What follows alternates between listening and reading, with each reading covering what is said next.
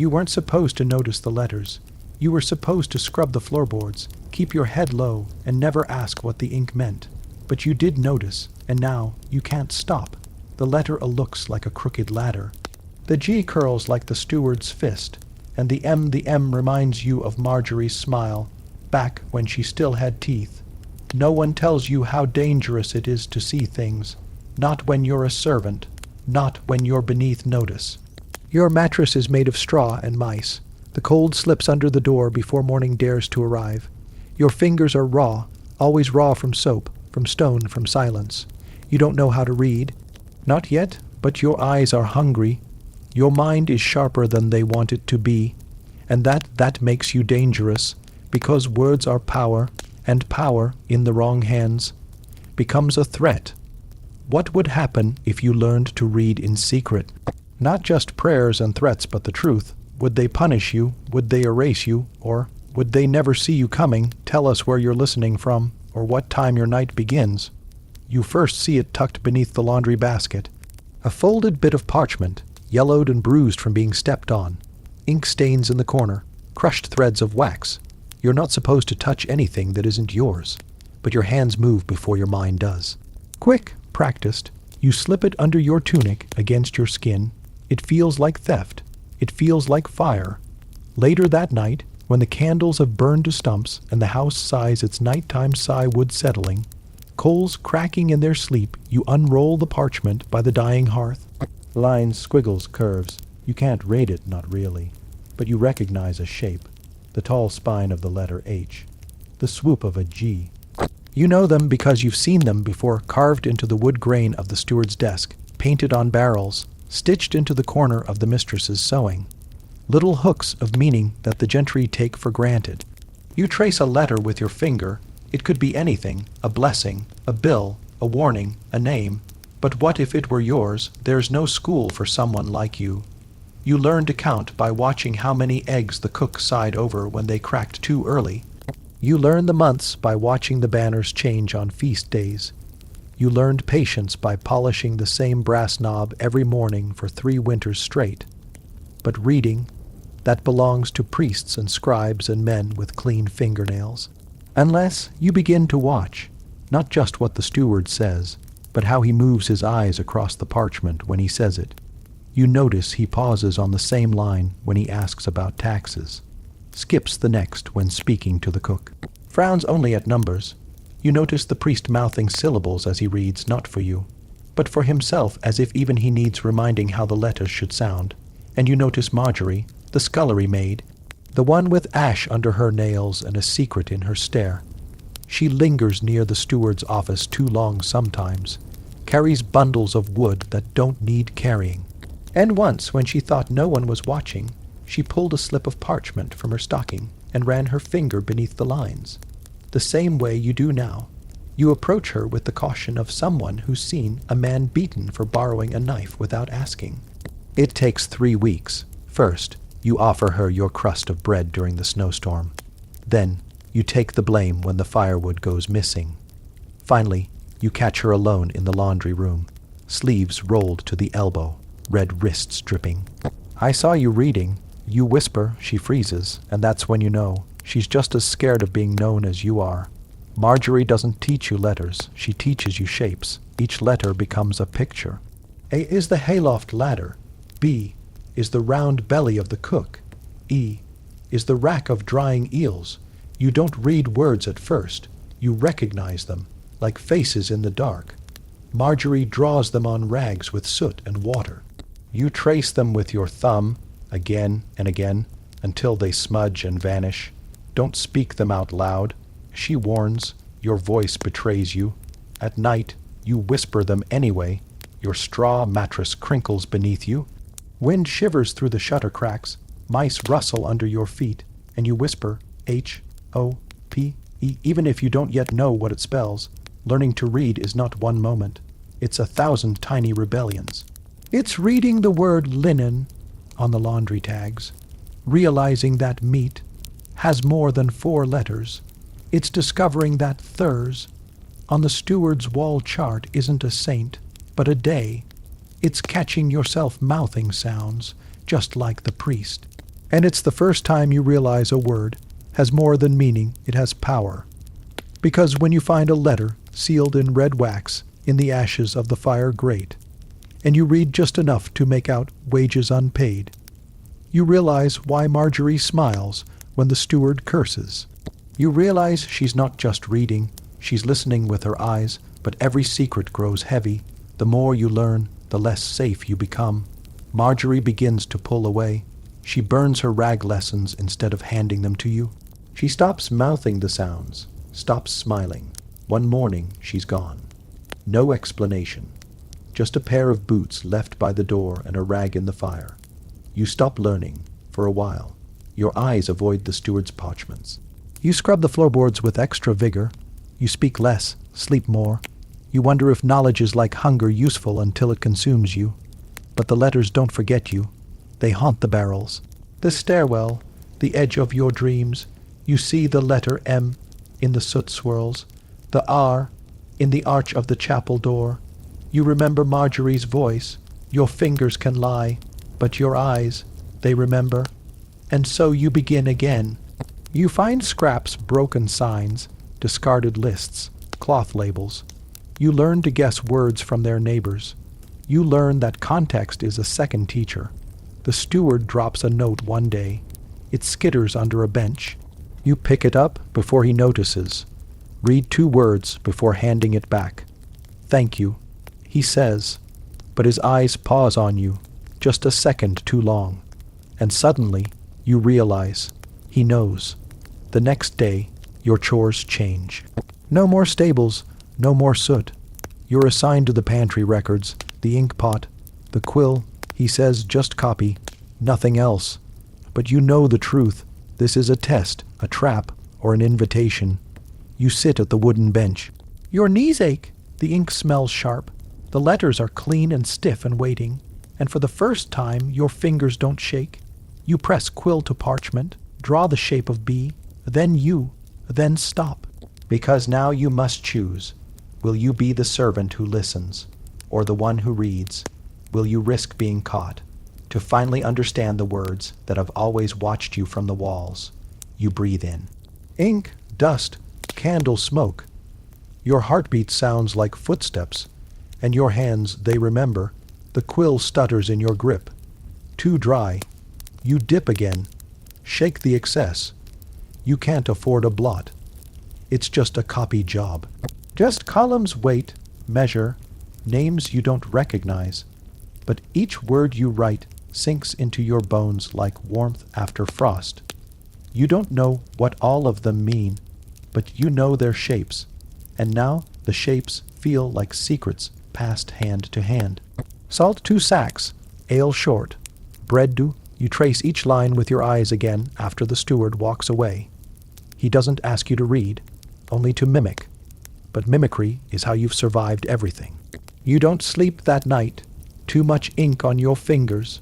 Too much noise behind your eyes. Your straw mattress hisses when you move. You lie there in the half, dark, throat dry, ears full of phantom footsteps. Your breath makes little clouds in the air. The shutters rattle in their sleep. You remember how Marjorie once said that letters were like doors. Once you open them, even just one, you never see walls the same way again. The steward changes the ink, stronger now, sharper, and the records aren't just food anymore. You're copying names, servants, guests, accounts, payments. On one page, you see the phrase, for repair of punishment chair, stable cell. The ink is faded, but the words are clear enough. You feel your stomach turn. The stable has a punishment cell. You've never seen it, never been told. But now the letters have shown you something you weren't meant to know. You look at the steward's back as he walks away. You wonder what else is written that never gets spoken. 2 days later, you're pulled from records. The steward says nothing, only looks at you for 1 beat too long, lips tight. And now you're back to the cellar. Damp, cold, you slice turnips until your hands ache. You scrub barrels. You mop up someone else's blood. You don't ask from where. The parchment never leaves your mind. The ink has stained more than your fingertips. You still mouth the words you remember. You still trace letters on the hem of your apron. And you wonder, was it a test or a warning? You find a parchment scrap stuck to a barrel. It's soft with rot and barely legible. But there's one word you know now, unmistakably. Service, Latin. You saw it once in the chapel books. The priest's voice swelled when he read it. Servant, slave, property. The word sits like rust on your tongue. And suddenly you understand what this learning is. It's not just knowledge, it's resistance. Your world sharpens. You look differently at the markings above the pantry door. The burnt letters branded into the bread crates. The stitched notes hidden in noble sleeves. You begin to read not with your eyes, but with attention. You pass the laundry lines and pause. There someone has stitched a tiny phrase inside a hem. Just a name, maybe, or a warning, or both. The manor is full of writing if you know where to look. One morning in the misty courtyard you see a monk arrive, dust, covered, stern, his robes ripple like water. Soaked parchment. He brings scrolls, parchments, a locked satchel. He nods to the steward. Quiet exchange, then disappears into the upper hall. You know better than to ask, but your hands itch, and you remember that the chimney crawlspace touches the hall wall, just behind the library hearth. You also remember that the chimney hasn't been swept in weeks, and no one looks up if there's no smoke. That night, you take a candle stub. You slip through the kitchen, through the ashes, through silence. The manor is a sleeping beast, warm in the middle, cold at the limbs. You are a breath moving through it. The chimney stones are cold against your arms. Your knees scrape soot. You hold your breath when the monk's voice echoes through the wall. Not for servants, he says, a scoff, a shuffle. Then, if they could read, they'd never obey again. The steward chuckles, then silence. You wait an hour, two, then parchment, pages, quiet scratching of ink. You can't see it, but you can feel it through the wall. Each sound is a hook in your skin. You imagine the ink curling across the page, blooming like frost on glass. You don't sleep that night either. Instead, you imagine the ink and the hands that hold the pen, and what it would feel like to write something not for someone else, to write a word and have it be yours. No orders, no prices, no punishments, just a thought. Yours. The next morning you fake a cough, convincing enough. You're allowed to stay in the servants' quarters for the day, which means no one's watching. You return to the chimney. You sit behind the wall and listen. You hear the monk leave, footsteps, metal clasps, the thump of parchment, then silence, long enough to feel like a gift. You push through the loose brick you found the night before. Reach in, your fingers close around parchment, just one page, folded, light as breath. You don't read it right away. You take it back to your straw bed. You wash your hands, you breathe. Then, candle lit, you open it. Latin, of course. You recognize only fragments. Corpus, ignes, obedientia. You whisper them like spells. You match them to meanings, one at a time. Body, fire, obedience. You wonder why monks would write such things. You wonder how obedience could burn, and then you realize something that makes your chest go tight. Even without knowing the full sentence, you understand the feeling. The candle burns low. You fold the parchment back into fourths. You tuck it under the floorboard where your spoon once fell through. And then you lie down, eyes open, listening to mice, to wind, and wondering. How many other servants, in how many other houses, are tracing letters in secret? How many names have been written only to be erased? And how many thoughts were never written down at all? Your fingers still smell of soot and ink. Your breath makes tiny clouds above you and your mind. It is no longer quiet. The next morning, the steward stops you in the hallway. You're quiet these days, he says. You bow your head. Tired, sir. He nods. Then, with no expression, some servants forget their place. Then he walks away. Your hands tremble that night, not from cold, from knowing that someone is watching, that they suspect, and still, you do not stop. You copy one word from memory into the ash on the hearthstone, a word from the monk's page, then you wipe it away, like it was never there, but that was only the beginning of what you'd uncover. The wind has turned colder. It sneaks beneath doors, through stone cracks into your bones. The kind of cold that doesn't sting, it settles, quietly, like regret. The steward's warning hasn't left you. Some servants forget their place. You've replayed those words 100 times in your head. He didn't raise his voice. He didn't accuse you. He just planted the seed. Now, every task feels loaded. Every silence stretches longer. Every glance, even from the cook, feels measured. You wipe tables. You peel root vegetables. You nod in obedience. But your mind is louder than ever. You return to the parchment hidden beneath the floorboard, the one with Latin script. You read it again in the dark by the flicker of your smallest candle stub. This time you recognize a new word, one Marjorie once whispered in a hymn, veritas, truth. You trace it again and again with your fingertip until the ink nearly smears. Then you whisper it not aloud, but inside your chest. It fills the hollow space where fear used to sit.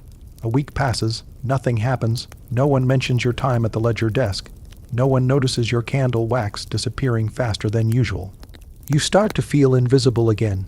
It should be a relief, but it's not. Because now you know what it's like to be seen not as a body that scrubs pots or fetches firewood, but as a mind, and you want more. You wait, watch. When the steward leaves the office to speak with the monk again, you time the steps, you count them, you listen for the distance, then you slip inside, the door creaks, you wince, no one shouts. No footsteps. Inside, it smells of ink and old wool. The ledger lies open on the desk. You don't steal it. You wouldn't dare, but you do lean in, eyes quick. You scan a page that begins with, inventory for upper hall. And then a sentence catches your eye. The letters burn into your brain before you can forget. Iron lock replaced on cell door. Key given to Brother Alwyn. That word again, cell. You know the stables well. You've mucked them, repaired them, but you've never seen a cell, and if there's a key, you should wonder less, you know that. But some things itch inside you until they're scratched. You wake early the next morning. Before the bells, before the others stir, you pass through the courtyard like a ghost. The stable is asleep. Warm breath puffs from the horse's nostrils. The air smells of hay, damp wood, and something older old iron, perhaps. You walk to the far wall, past the last stall, past the tools. There beneath the hay bales you find it. A small iron door, barely taller than your chest, bolted, locked. You crouch beside it. Run your hand across the frame. No sound inside, no movement. You press your ear to it just in case. Nothing. You stand, hands trembling. You are not sure what you hope to find. A prisoner, a truth, a ghost, instead. You find the one thing no one in your world is allowed, a secret. And now that you know it's real, you can't unknow it. The cell stays with you. You imagine its purpose was someone kept in there, a thief, a servant like you, or someone who read the wrong words. You return to the steward's words. Some servants forget their place. Maybe Marjorie didn't run. Maybe she was taken. That night, you dream of the iron door. In your dream, it opens, and instead of chains or screams, you find a room full of books. Books that breathe, books that whisper your name. You wake with sweat across your chest and a word on your tongue. Codex. You don't know what it means, but you know it was in the monk's satchel, embroidered on the flap. You write it in the soot of the hearthstone before anyone wakes, then erase it with the back of your sleeve. In the weeks that follow, the manner shifts, the monks return, more of them. The steward grows quieter. The cellar receives crates wrapped in leather. One splits open. You catch a glimpse, pages, dozens bound tight. You ask the delivery boy what they are. He grunts, shrugs, church law. Then he winks. Or spells. You spend your evenings in the laundry hall. It's warm, quiet, forgotten. There's a broken crate there with a single scrap of whack. Sealed cloth. Someone's carelessness. Your blessing. You hide behind the shelves. Copy the letters into rags using soot and water. One letter a night, then two. You write what you remember from the steward's ledgers, from the monk's page, from chapel murals. Sometimes you invent your own sentences, even if they make no sense. The bread walks gently. Ink sleeps longer than fire. The words mean nothing. But they're yours. Then one evening, you're caught, not by the steward, not by the monks, by Elsbeth. The girl who tends the candles, she stares, wide-eyed. What are you doing? Your mouth dries. Your heartbeat goes heavy. You open your lips, ready to lie. But her face changes. You're learning. She whispers. You say nothing. Then, slowly, she kneels beside you. I can show you the vowels. She says. Elspeth writes like someone hiding music inside her wrist. Soft, sweeping, careful. She learned from a cousin, who learned from a friar, who was later whipped. She doesn't speak of it often, but once, while showing you the letter I, she says, they think silence makes us stupid. You nod. Because silence doesn't mean emptiness. It means survival. One day, the steward sends for you. Alone. You kneel in his office. He's writing something, quill moving with deliberate calm. Then, do you know what this says? He slides a parchment toward you. Your lungs shrink. You stare. It's in Latin, faded, but you recognize one word. Ignes. Fire. You hesitate. Then say, no, sir. He studies you, long, then nods. Good. You don't breathe until you're back in the laundry hole. You tell Elspeth everything. She listens, then says, they're watching now, but not too closely, not yet. You ask what that means. She smiles, sad. It means we have time, but not much. You begin writing in candle drips. You form letters in wax, then scrape them away before morning. Your fingers are red from burns, but you keep going, because every letter you learn is one more step away from silence, and every word you claim is a piece of yourself no one can take. One night, Elspeth disappears. No explanation, no farewell, just a half. Written O left drying in wax. You don't ask the steward. You don't ask anyone. You just breathe, wait, write the rest of the O, and whisper oblivio, forgetfulness. But you won't forget, not her, not Marjorie, not the pages, not the cell. You stare into the fire that night. One phrase repeats in your head. If they could read, they'd never obey again. But that was only what they feared most. The fire dies low in the hearth. You sit with your knees drawn to your chest, a blanket draped around your shoulders like a borrowed secret. Outside, the wind bites harder. It shrieks through the courtyard like it remembers something you don't. Elspeth is gone, like Marjorie. No footprints, no farewell, just the unfinished O in wax, drying alone on the edge of the wash basin. You think about how the circle wasn't closed, about how it was open, like a mouth, like a door, or maybe like a question that never got answered. You go to the stable. You crouch near the iron door again, the one no one talks about. The one that breathes quiet against your palm. You don't open it. Of course not. But you whisper, did they send her here? Silence, just your breath, shallow and white in the cold. You lie. You tell yourself that she left, like Marjorie, that she got away. That the monk's books were returned and burned, and no one noticed the missing candles or the soot, stained rag, or the curl of wax shaped like half a letter. You lie to protect yourself, but the truth scratches under your ribs. You get bolder, not out of courage, out of necessity. You slip extra parchment from the trash pile behind the chapel. Most of it is water, damaged or smeared, but the backs are clean enough. You steal bits of soot, grind them with oil, and shape a stubby brush from your own hair, bound tight in thread. Your handwriting looks like a drunk insect fell into ink, but it's yours. You write your name. Then scratch it out. You write Marjorie, then Elspeth, then the words you remember from the monk's pages, obedientia, ignes, corpus, veritas. Then at the bottom of the page, you write one word slowly, with care, free. The next morning, you wake to find your blanket gone. Just gone. Your name not called for bread. The looks sharper than usual. Fewer orders, but more watching. Someone knows. You keep your head low. You mop longer. You scrub the table legs until the skin at your knuckles splits and burns with vinegar. You say nothing. No ink. No parchment. Not for a while. But your fingers still twitch when you pass the pantry door. They remember. Weeks pass. Winter hardens. One morning, while emptying the waste pail behind the scriptorium, you see something glint under a pile of wet straw. A small iron key, the size of your thumb. Rusted, burnt around the edge, you look around, no one, you pocket it. That night, in your sleeping shift, you walk to the stable with the key wrapped in cloth. The iron door waits, silent, cold, you kneel. Insert the key, it fits, but you hesitate, your breath catches. You imagine the worst. Bones, chains, someone else's blood still wet on the stone. You turn the key, click. The lock doesn't resist. The door opens. Inside, dust, silence, not a cell, not quite. A room, windowless, small, with a bench, a blanket, a shelf, books. 3. You blink, stumble forward. Your knees hit the stone. You touch one of them with the same care you once used to lift a dying bird. The cover is stiff with age, leather soft from fingers long gone. No titles, no illustrations, just ink, Latin. You turn the first page. The script is familiar, the same slant the monks used. You read a phrase out loud, your voice a rasp. Silentium est arma servorum. Silence is the weapon of servants. You sit on the floor and weep. Not loud, not long, just enough. The books are theology, of course they are. But someone who ever used this room before you marked the margins.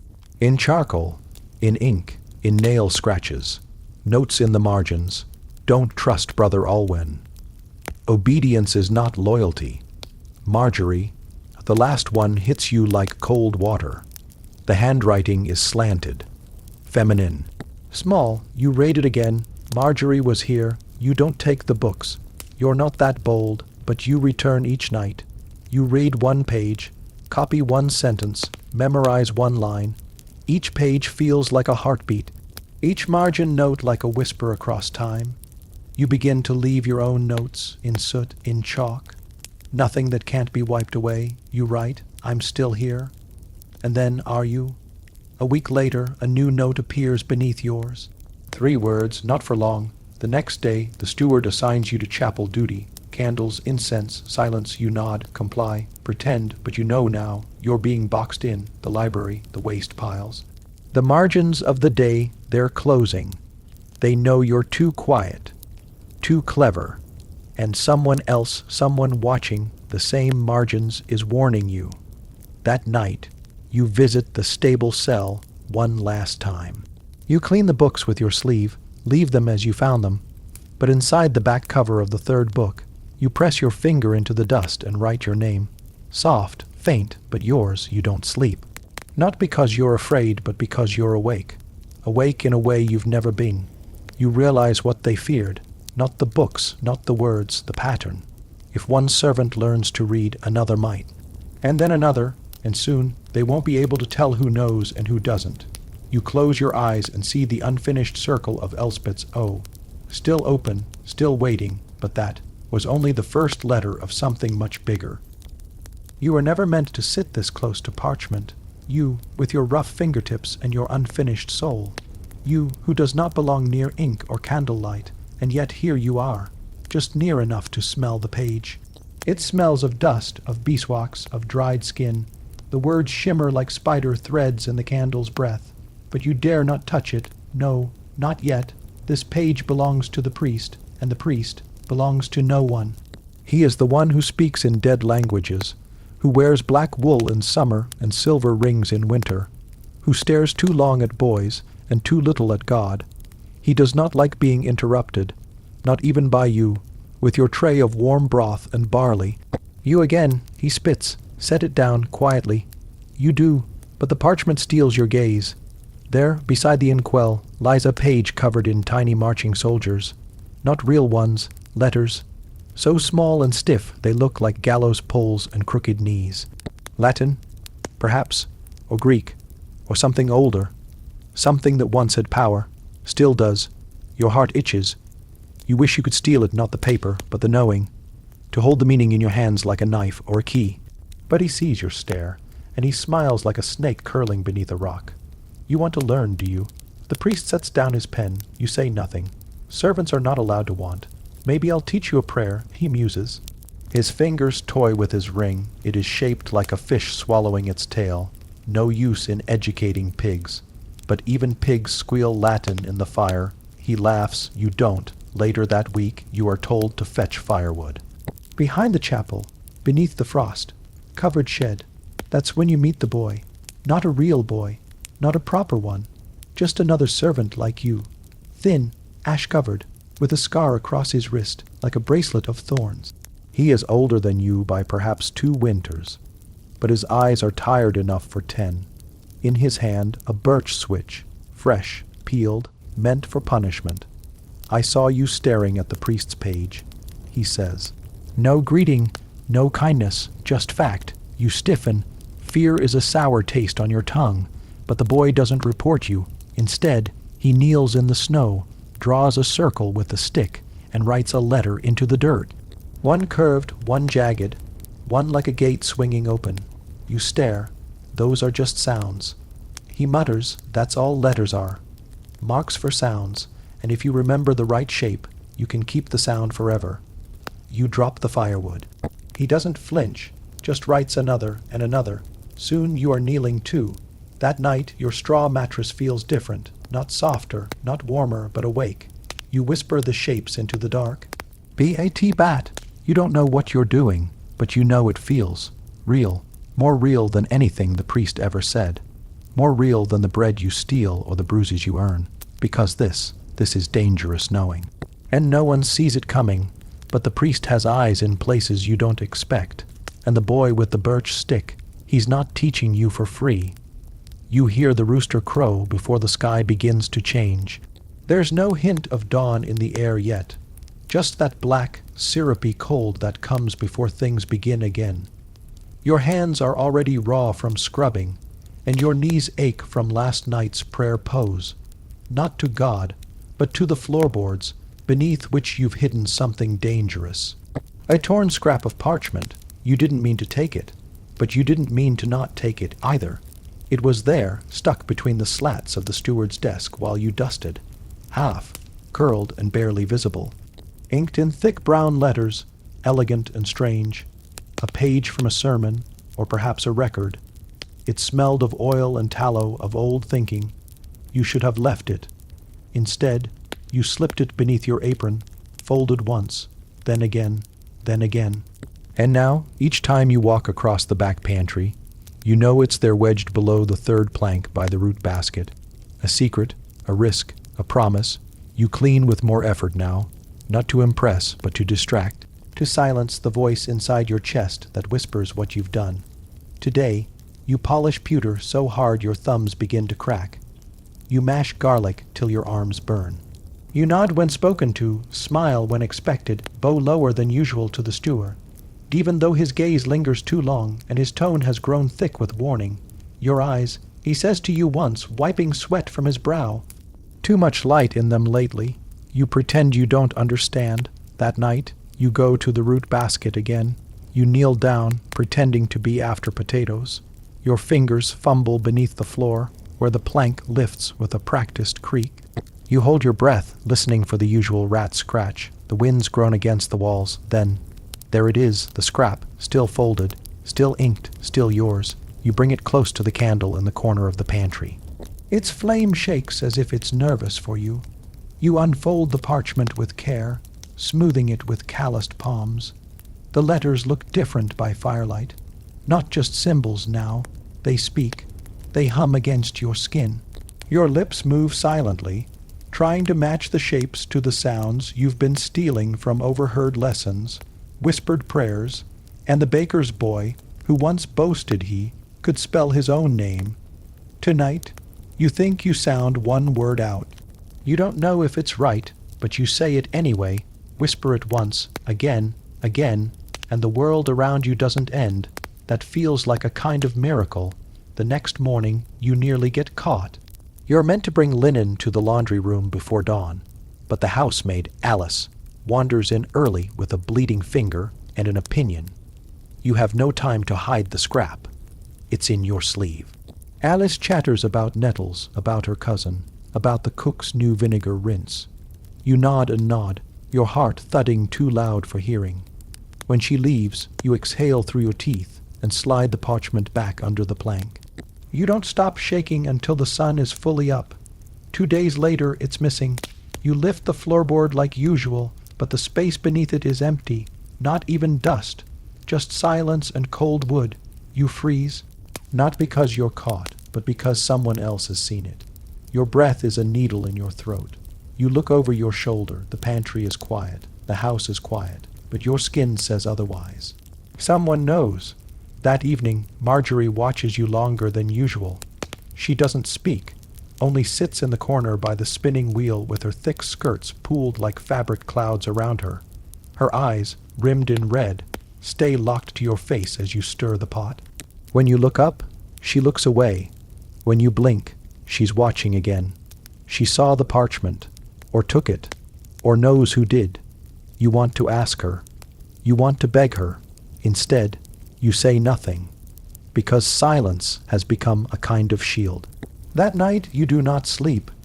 You lie awake listening for footsteps, for knocking, for the steward's voice demanding explanation. You listen to the rafters creak and wonder if the ink on that parchment spelled your death. The only thing worse than being seen with a letter is being seen without one and known to want it. You hear rats skitter in the thatch above you. You think of words, their shapes, the way they bend like threads. You try to remember the one you read. It's gone. In the morning, you find something under your blanket. You nearly scream, but your hand moves first, snatching the lump before anyone else can see. You turn your body toward the wall and unfold the cloth. It's not parchment. It's a torn strip of sacking linen. Someone has inked one line across it, in uneven, blotchy letters. 5 words, written carefully, then again beneath in smaller print, then again phonetically. You read it once, and your breath catches. You read it again, and your lips move of their own accord. It is a message, it says. We are not born dumb. We are not born dumb. Someone left it for you. Not to scold, but to teach. You carry the strip with you like a holy relic, folded into your apron, stitched into your pillow. You press it against your chest in the barn when no one watches. You trace each line with your thumb till the fibers pill and fray. Marjorie won't meet your eye anymore, but she hums near you now softly as she works. Hums a tune whose rhythm matches the line, "We are not born dumb." And now you wonder if she learned to read too. If someone once left her a strip of linen, if the manor holds more secrets than just candles and ink, you begin to look at every servant differently, at the boy who fills the wash basins, at the old cook who writes nothing but always knows the day, at the stable hand who hums like Marjorie. They're not just glancing at letters, they're hiding them, and perhaps you're not alone. It is sometime in the black pocket of early morning when the steward's footsteps begin to haunt your dreams. You wake with a jolt, not from sound, but from a silence too sharp. No kitchen clatter, no broom scrapes, no low murmuring of servants easing into their day. Just the dry crackle of ash in the hearth, and the cold ache of something. Wrong. You sit up, heart thudding in the ribs like a frightened bird.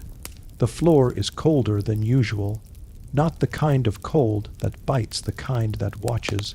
Marjorie is already gone from the straw mat beside you, her blanket neatly folded, a habit she never keeps.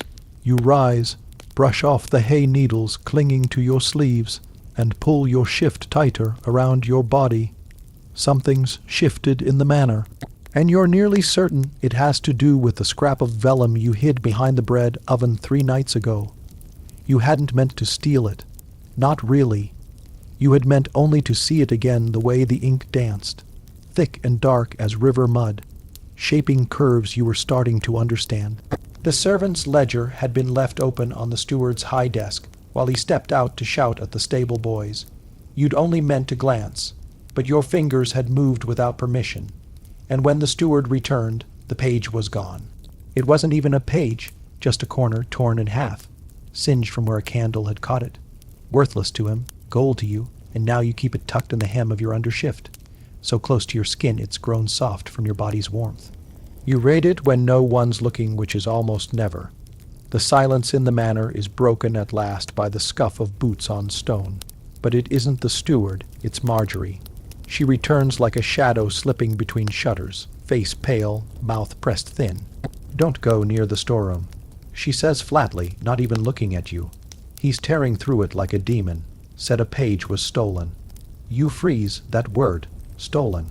Cuts deeper than you expect. It's not just parchment. It's evidence. It's a trail of soot back to your fingertips. Marjorie finally meets your eyes. He says whoever has it meant to forge the book, that it's treason, that he'll count the fingers of every boy and girl if he has to. You don't speak, because what could you say? that you only wanted to understand the way the world breathes through words, that letters feel like rope thrown across a chasm you were never meant to cross. That would sound worse than treason. Later, during chores, the manor hums with a brittle tension. Everyone is quieter. The younger footboys watch each other with side glances. One girl has been crying into the laundry so long her knuckles are red. And above it all, the steward's voice barks across the upper galleries like a wolf circling a lamb. Bring me every scrap. If you find it, you bring it to me, not the priest. No one's to speak to the lady. He thinks it was sabotage, or blasphemy, or a message meant for the priest's ears. But you know the truth. It was just hunger, the kind that doesn't belong in the belly, but in the mind. You carry a bucket of ashes out past the kitchen doors and dump it behind the henhouse. It gives you a moment of solitude, and it's there, with soot still on your hands, that you notice something strange in the snow. Letters, no footprints, but they look like letters, an arch, a straight line. Two parallel curves. Your mind reads them before you recognize the shapes. TLO, they mean nothing, but the fact that your brain knows them now, names them, makes your throat tighten. You press your hand against your chest, where the stolen vellum waits, folded in the cloth. There's a kind of quiet rebellion in that warmth. That night, sleep feels impossible, so you do not sleep. Instead, you creep from the servant quarters with wax, stiffened fingers and bare feet, moving like fog through the dark halls. Your heart is a drum. You know he's locked the ledger in the cabinet, but what he didn't lock not yet is the waste basket by his desk. That's where you found the corner last time. A place he doesn't look. A place no one does. The study is empty. The coals are out. But you bring your own stub of candle, melted onto a shard of pottery to catch the wax. You kneel like a penitent, hands shaking, eyes darting.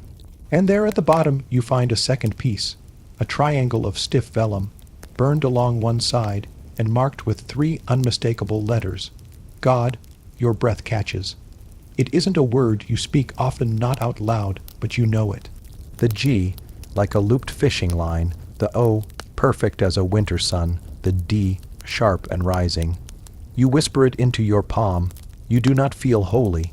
You feel dangerous. When the steward returns too early, too loud, you're not where you should be. You're in the pantry, reading the ash bucket. He doesn't see you at first, just slams the kitchen door open and bellows for the cook. But he sees the candle stub still warm on his desk. He smells the faint trace of wax in the air. And he knows. Someone's been in the ledger again. This time, he searches rooms himself. And when he gets to the girls' quarters and finds your bed empty, the rolled blank, it's still warm, he begins to shout. But it's not your name, he yells. It's Marjorie's. You hear it from behind the barrels of pickled herring. You're crouched so low your knees creak, arms around your head, breath a thread.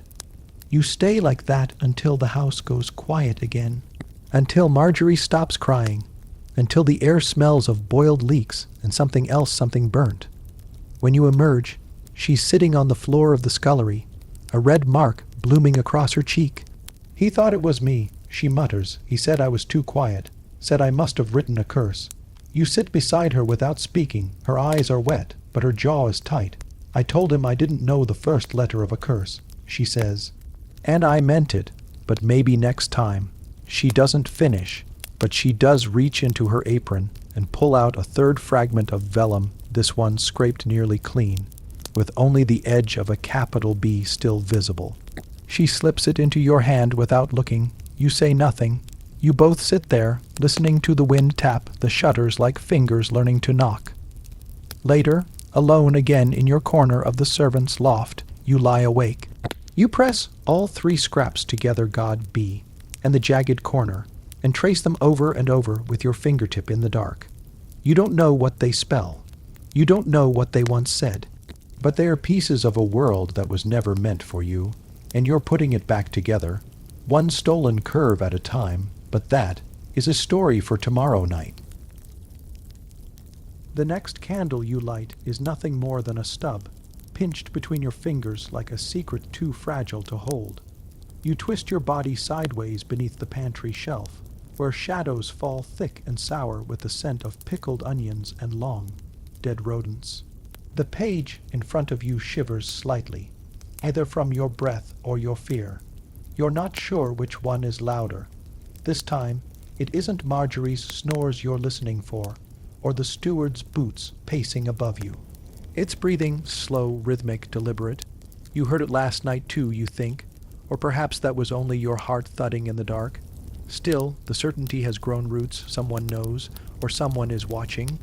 Or perhaps someone is remembering what it was like, long ago, to learn letters the same way you are now. The page you stole, yes, properly stolen, is folded into your skirt like a pressed leaf.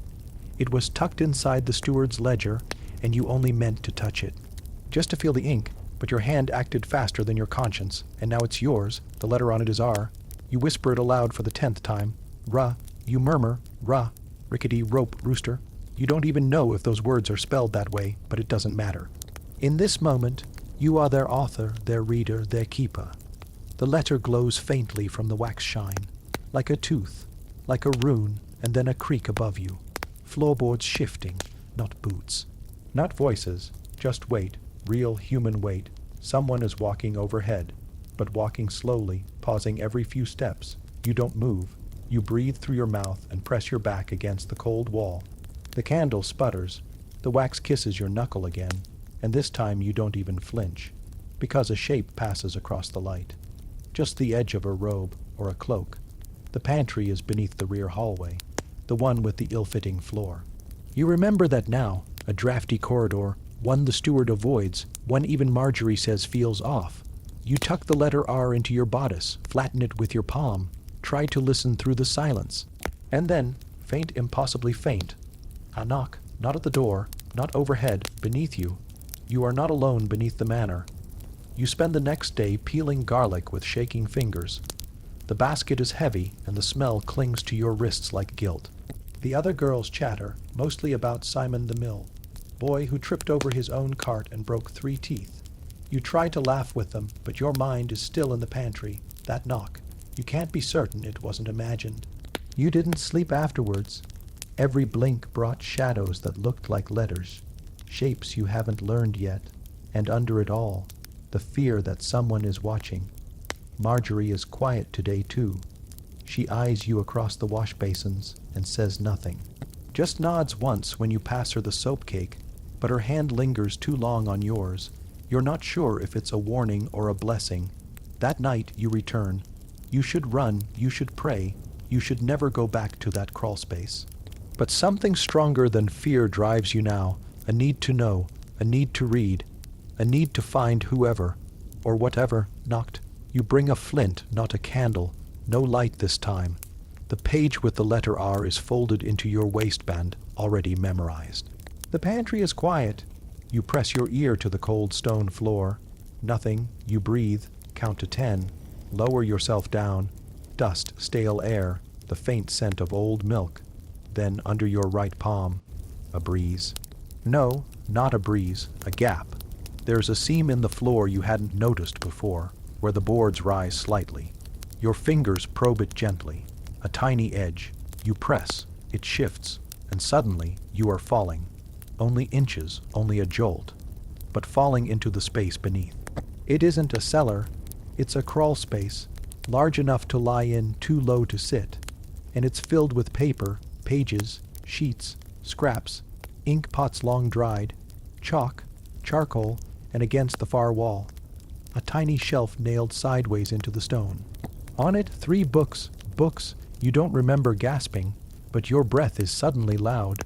You reach forward and touch one, just to be sure. The binding is cracked.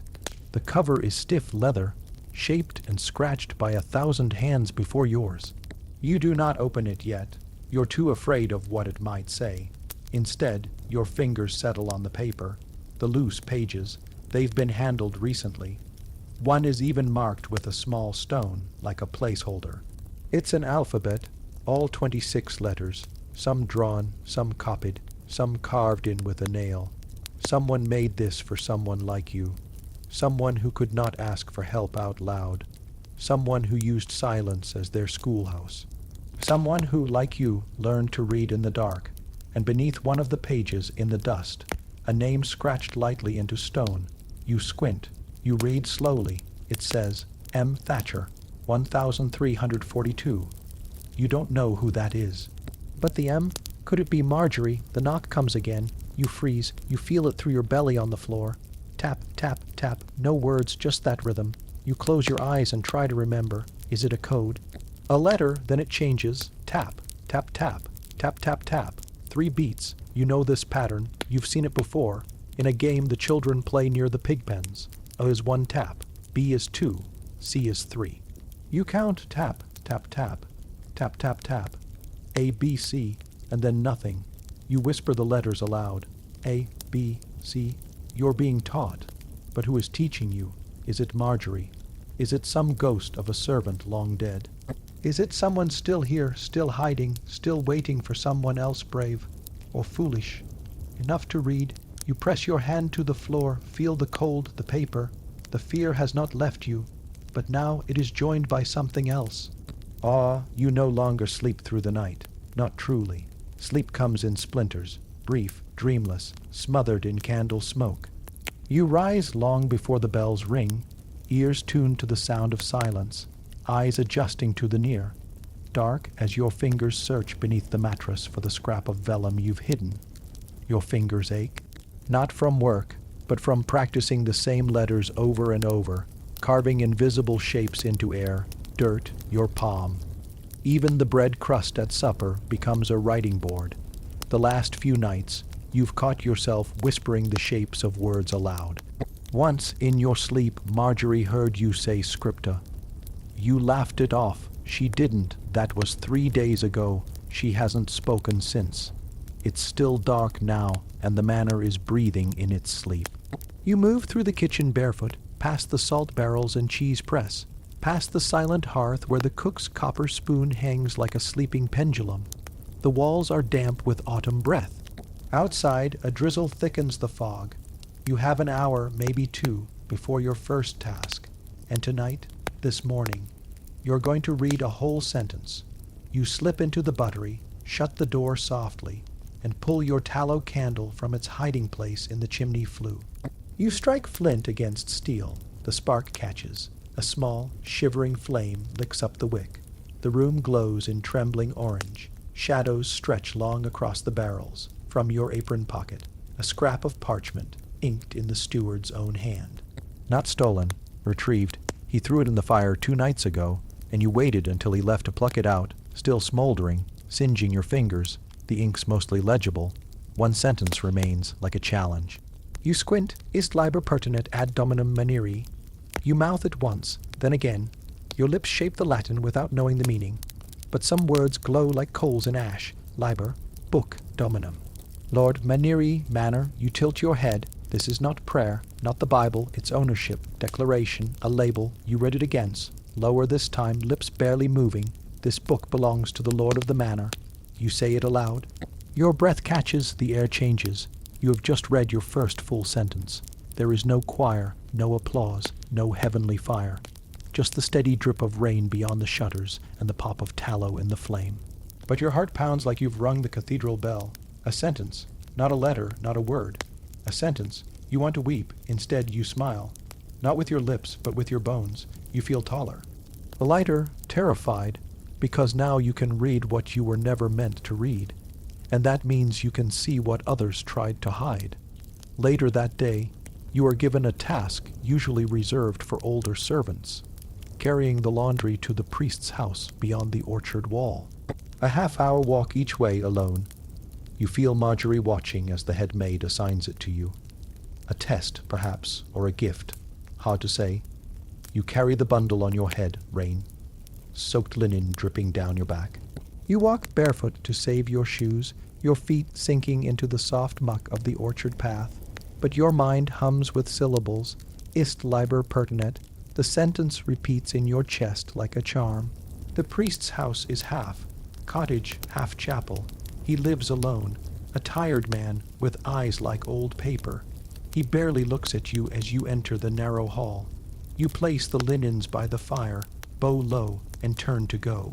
But something in you hesitates. The smell of ink, you glance sideways. A wooden writing desk sits near the fire, and on it, a book, large, bound in soft leather, corners worn, not chained to the wall like the church books. Left open, vulnerable, unwatched, you hear the priest shuffling in the next room, coughing, muttering. You have maybe 1 minute. You step closer. The book's ink shimmers faintly in firelight. It's not Latin. No, this is English, and your breath stutters. You can make out 3 words at the top of the page, a treatise of physic. You blink, a book about healing. You try another line. The letters crowd together, but you whisper them apart. To make a salve for wounds of the skin. The next word eludes you, but the sentence is enough. You gasp.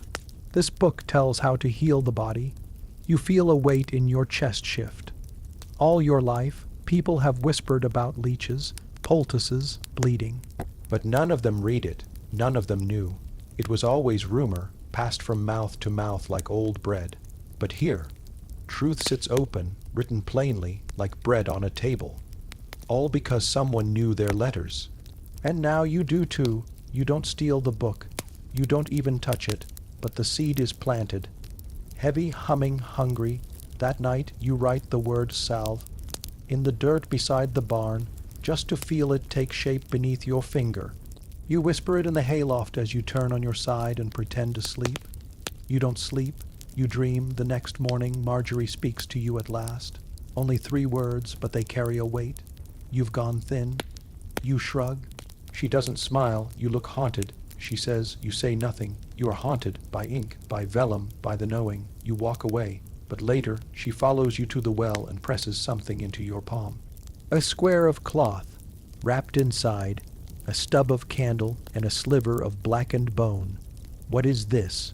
You whisper, charcoal. She says, to write. You look up at her. Her eyes are hard. I saw your wax burns. You're not hiding it well. You feel shame crawl up your throat. I didn't tell. She adds, but you're getting sloppy. Why are you helping me? You ask. Her mouth twists into something bitter. Because I once tried too. You stare. What happened? She doesn't answer. She walks away. That night you use the charcoal for the first time. It feels different from wax. Drier, dustier, but faster. You scrawl the word trees onto a board by the fire. Then wounds, then healing. You press harder with each word until the tip snaps. You stare at the broken stick of bone, and you feel the world shift again, not from fear, but from the taste of possibility. You know now what you want. You want the books in the priest's house. You want to read them all. You want to read more than psalms and property oaths. You want to know how the world works, flesh, blood, bread, fever, fire. You are not content with prayers and punishments. You want instructions, truths. Remedies. You want language not just to name the world, but to change it. But that is a story for tomorrow night. You think of running. It's a quiet thought, like the ones that come to you just before dawn. Neither hope nor panic, just a shifting of the body, a tilting of weight toward escape. But there is nowhere to run. You are in the great hall, and the steward's eyes have found you. He says nothing. That's what makes it worse. His stare does not scold, it assesses, as if you were not a servant, not even a creature, but a cracked lid on a sealed chest he has long meant to pry open. You lower your head, but your throat remains dry. Something ancient crawls up your spine, not fear, not guilt, but the unshakable sense that he already knows. The psalter remains where it was, its golden ink exposed to firelight. It's a book meant for monks or lords or saints, and you, wax, blistered and trembling, stared at it like a child might stare at a feast they'll never taste. Did you spill wax on the floor again? The steward finally asks, voice slick with suspicion. You blink. That was hours ago, or yesterday, or a week. You nod, because it is safer than explaining anything.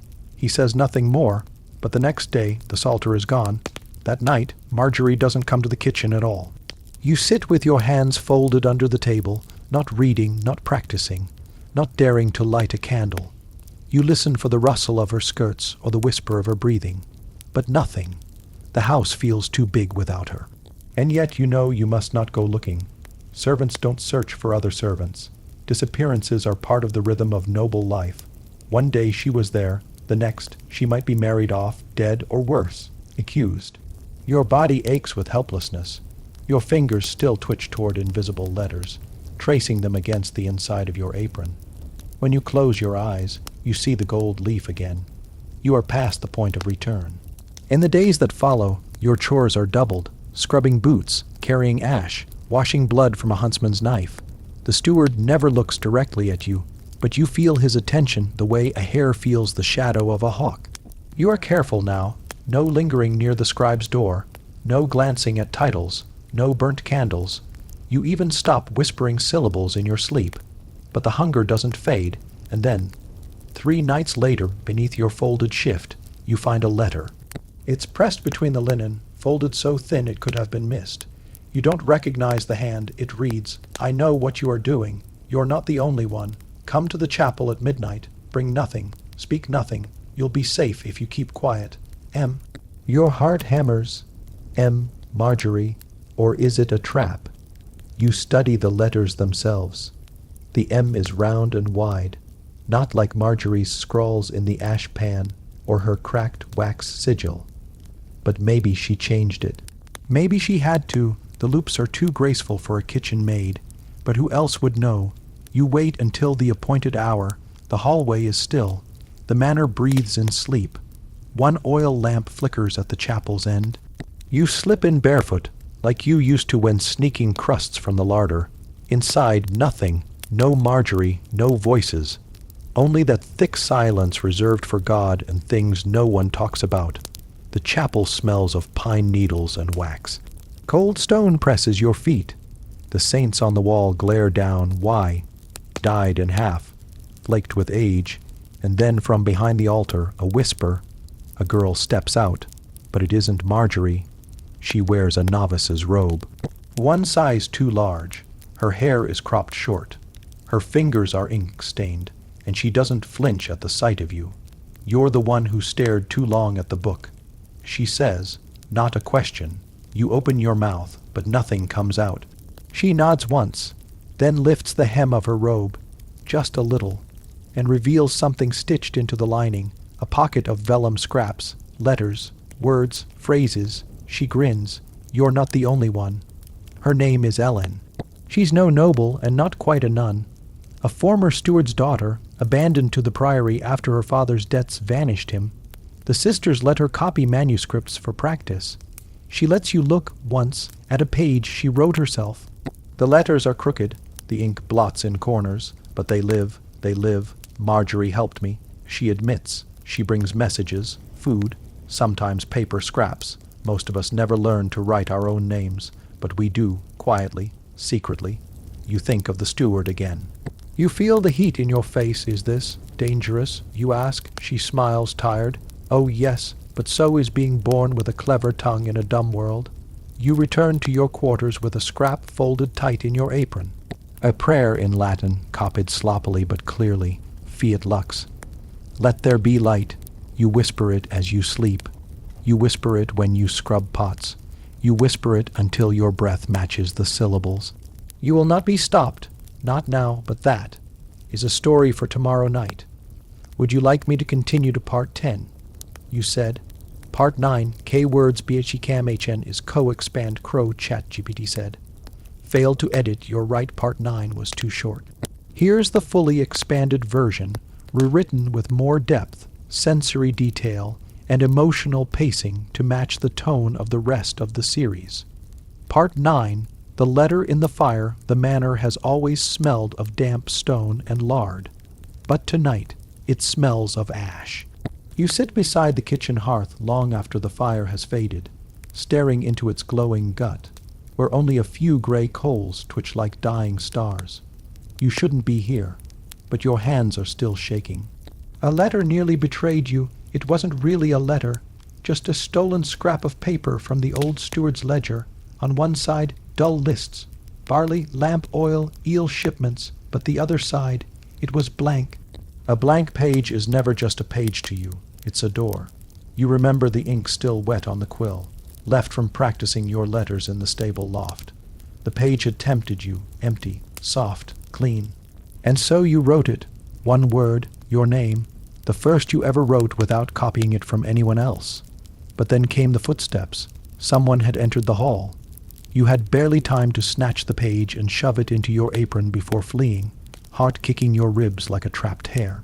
Now here you are, the paper sizzled as it met the flame, curled in on itself like a frightened thing, gone, safe, but not without cost. Marjorie finds you later, soaked through with rain outside the servants' dormitory, the smell of smoke still clinging to your apron. "What did you burn?" she asks, not angry, just tired. The way older girls get when they know you've done something foolish, but they also know why. You don't answer. She nods slowly. "I won't tell the steward, but it's only a matter of time. You know that, don't you?" You nod. "I see things," she mutters, walking past. "You think I don't, but I do." That night, the storm hammers the shutters like angry fists, and the rafters groan above your straw mat. You can't sleep. Your fingers keep twitching, itching for the curve of a letter, the loop of a tale. By morning, the craving is unbearable. You find another excuse to pass near the granary, the one the mice took over last spring. It's damp and drafty and smells of dust, but it's quiet. You sit on an overturned bucket, press your back to the crumbling wall, and pull the next page from under your bodice. Not from the steward this time. This one you tore from a discarded sermon, lines faded and water-stained. On the back you write, not just your name, but other words, ones you heard in the chapel, ones whispered by passing nobles, words you do not yet understand but love anyway, sanguis, miserer, custodia. You don't know what they mean, but they feel important, heavy, magical. You fold the page gently, as though it's alive, and hide it beneath a loose brick under your feet. It feels like a prayer or a sin. Or maybe both. Later that week, a kitchen boy sees you slipping out of the granary. He squints. "What were you doing in there?" "Looking for a cat." You lie quickly. He shrugs. "Ain't no cats, just rats, fat ones." He forgets you 5 minutes later. But the steward lingers that evening during supper. His eyes roam the table slowly, and for a moment they pause on you, then on Marjorie. Marjorie doesn't blink. She just chews. But when you're alone together later, she speaks softly. "You're leaving signs. You think you're clever, but you aren't the first. That night, you dream you've stained your mouth with ink. You speak, and words spill out as black ribbons. You try to gather them, but they twist and smear and vanish between your fingers.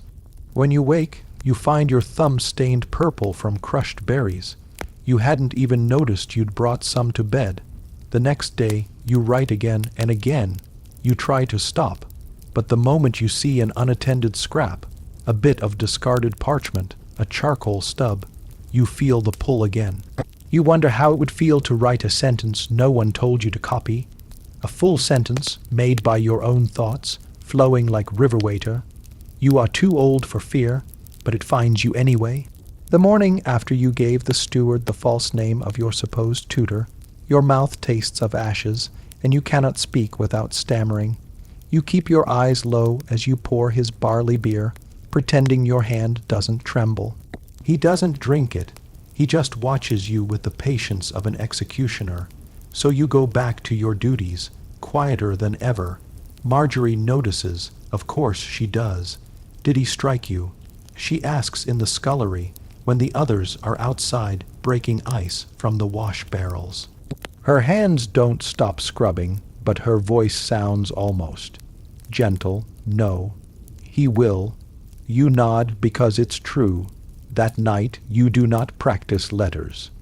You simply sit in the dark, staring at the scorched corner of your stolen page.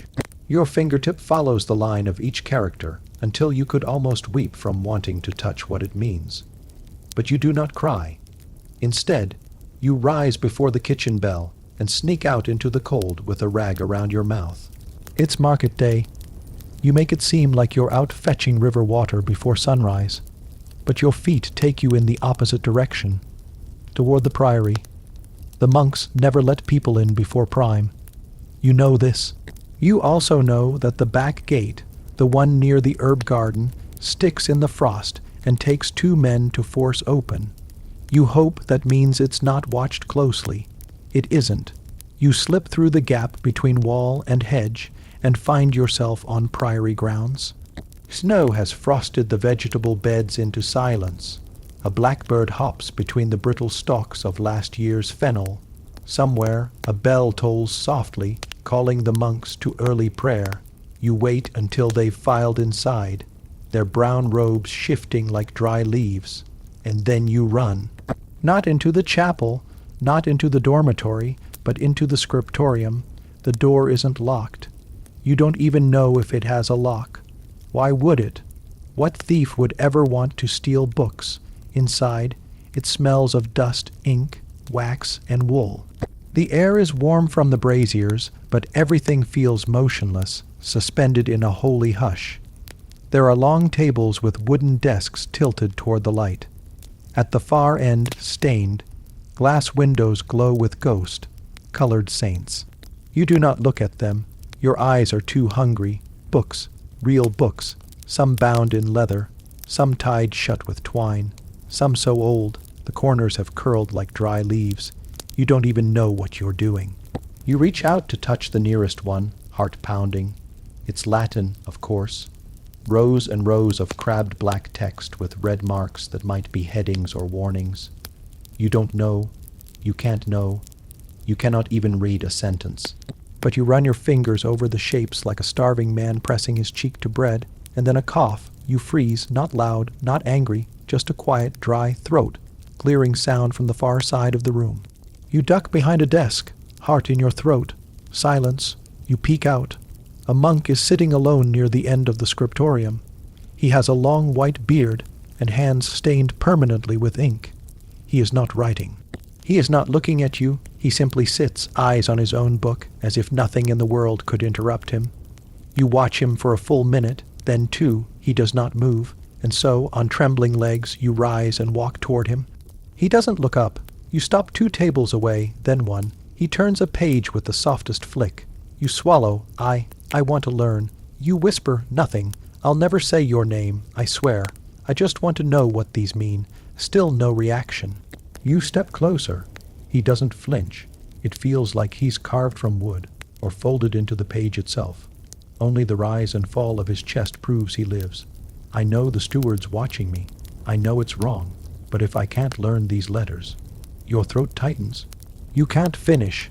At last, the monk lifts one hand and points, lowly, wordlessly, at a single line in his book.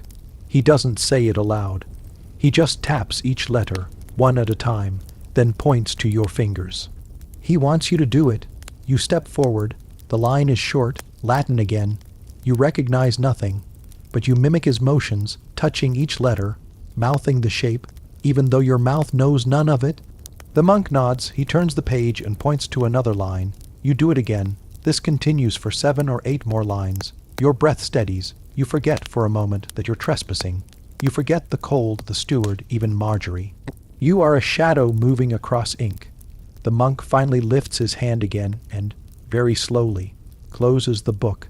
Then he nods once and returns to stillness. You understand. The lesson is over. You leave without speaking, without turning back.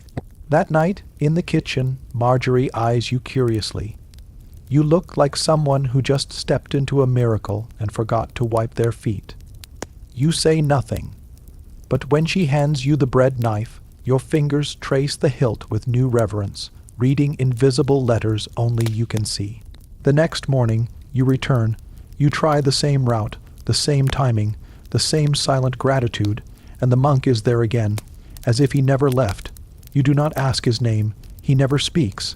He only teaches with his hands, tapping, pointing, waiting. Sometimes you are allowed to mouth the letters aloud, sometimes not. Sometimes he turns the book upside down and asks you to trace the shapes backward, just to see if you truly understand the form. He smiles softly when you get it wrong, and then lets you try again. You begin to recognize words, not their meaning, but their repetition. One that always begins prayers, one that appears in psalms, one that must be the name of God. You dare not write them down. Instead, you carve them in your mind like stone. After the 3rd lesson, the monk surprises you. He hands you a single sheet, not parchment, not ink, charcoal and wax, hastily scrawled on the back of some old laundry ledger. But the letters are clear, all 20, 3 of them. You blink, you want to kneel, instead you bow your head. He raises a hand, not in blessing, but in farewell. You leave, he does not follow, you never see him again. Back in the manor, the steward grows bolder. He asks questions. You disappear in the mornings, boy. I go to the wash house. It doesn't take an hour to fetch water. You shrug. He slams a plate down and breaks it. Marjorie glares at him from across the table. Careful. She says flatly, "That's the Lord's best pewter." He says nothing, but his eyes promise retribution. That night, as you clean the hearth, Marjorie slides a pouch beside you. "Don't open it now." You don't. You wait until the candles are out. Inside, a crust of cheese, a wedge of hard bread, a single wool sock, a tiny broken slate board with half a stick of chalk, and one thing more, a folded paper, so faintly marked you can barely read it by moonlight. You squint. The letters are awkward, messy, but you know what it says. It says, "Don't get caught." Your fingers ache. Not from work, but from practicing the same letters over and over, carving invisible shapes into air, dirt, your palm. Even the bread crust at supper becomes a writing board. The last few nights, you've caught yourself whispering the shapes of words aloud. Once, in your sleep, Marjorie heard you say scripta. You laughed it off. She didn't. That was 3 days ago. She hasn't spoken since. It's still dark now, and the manor is breathing in its sleep. You move through the kitchen barefoot, past the salt barrels and cheese press, past the silent hearth where the cook's copper spoon hangs like a sleeping pendulum. The walls are damp with autumn breath. Outside, a drizzle thickens the fog. You have an hour, maybe 2, before your first task, and tonight, this morning, you're going to read a whole sentence. You slip into the buttery, shut the door softly, and pull your tallow candle from its hiding place in the chimney flue. You strike flint against steel. The spark catches. A small, shivering flame licks up the wick. The room glows in trembling orange. Shadows stretch long across the barrels. From your apron pocket, a scrap of parchment, inked in the steward's own hand. Not stolen, retrieved. He threw it in the fire 2 nights ago, and you waited until he left to pluck it out, still smoldering, singeing your fingers. The ink's mostly legible. One sentence remains, like a challenge. You squint. Ist liber pertinet ad dominum maniri. You mouth it once, then again. Your lips shape the Latin without knowing the meaning. But some words glow like coals in ash. Liber, book, dominum. Lord maniri, manor. You tilt your head. This is not prayer, not the Bible. It's ownership, declaration, a label. You read it again. Lower this time, lips barely moving. This book belongs to the Lord of the manor. You say it aloud. Your breath catches, the air changes. You have just read your first full sentence. There is no choir, no applause, no heavenly fire. Just the steady drip of rain beyond the shutters and the pop of tallow in the flame. But your heart pounds like you've rung the cathedral bell. A sentence, not a letter, not a word. A sentence you want to weep. Instead you smile. Not with your lips, but with your bones. You feel taller.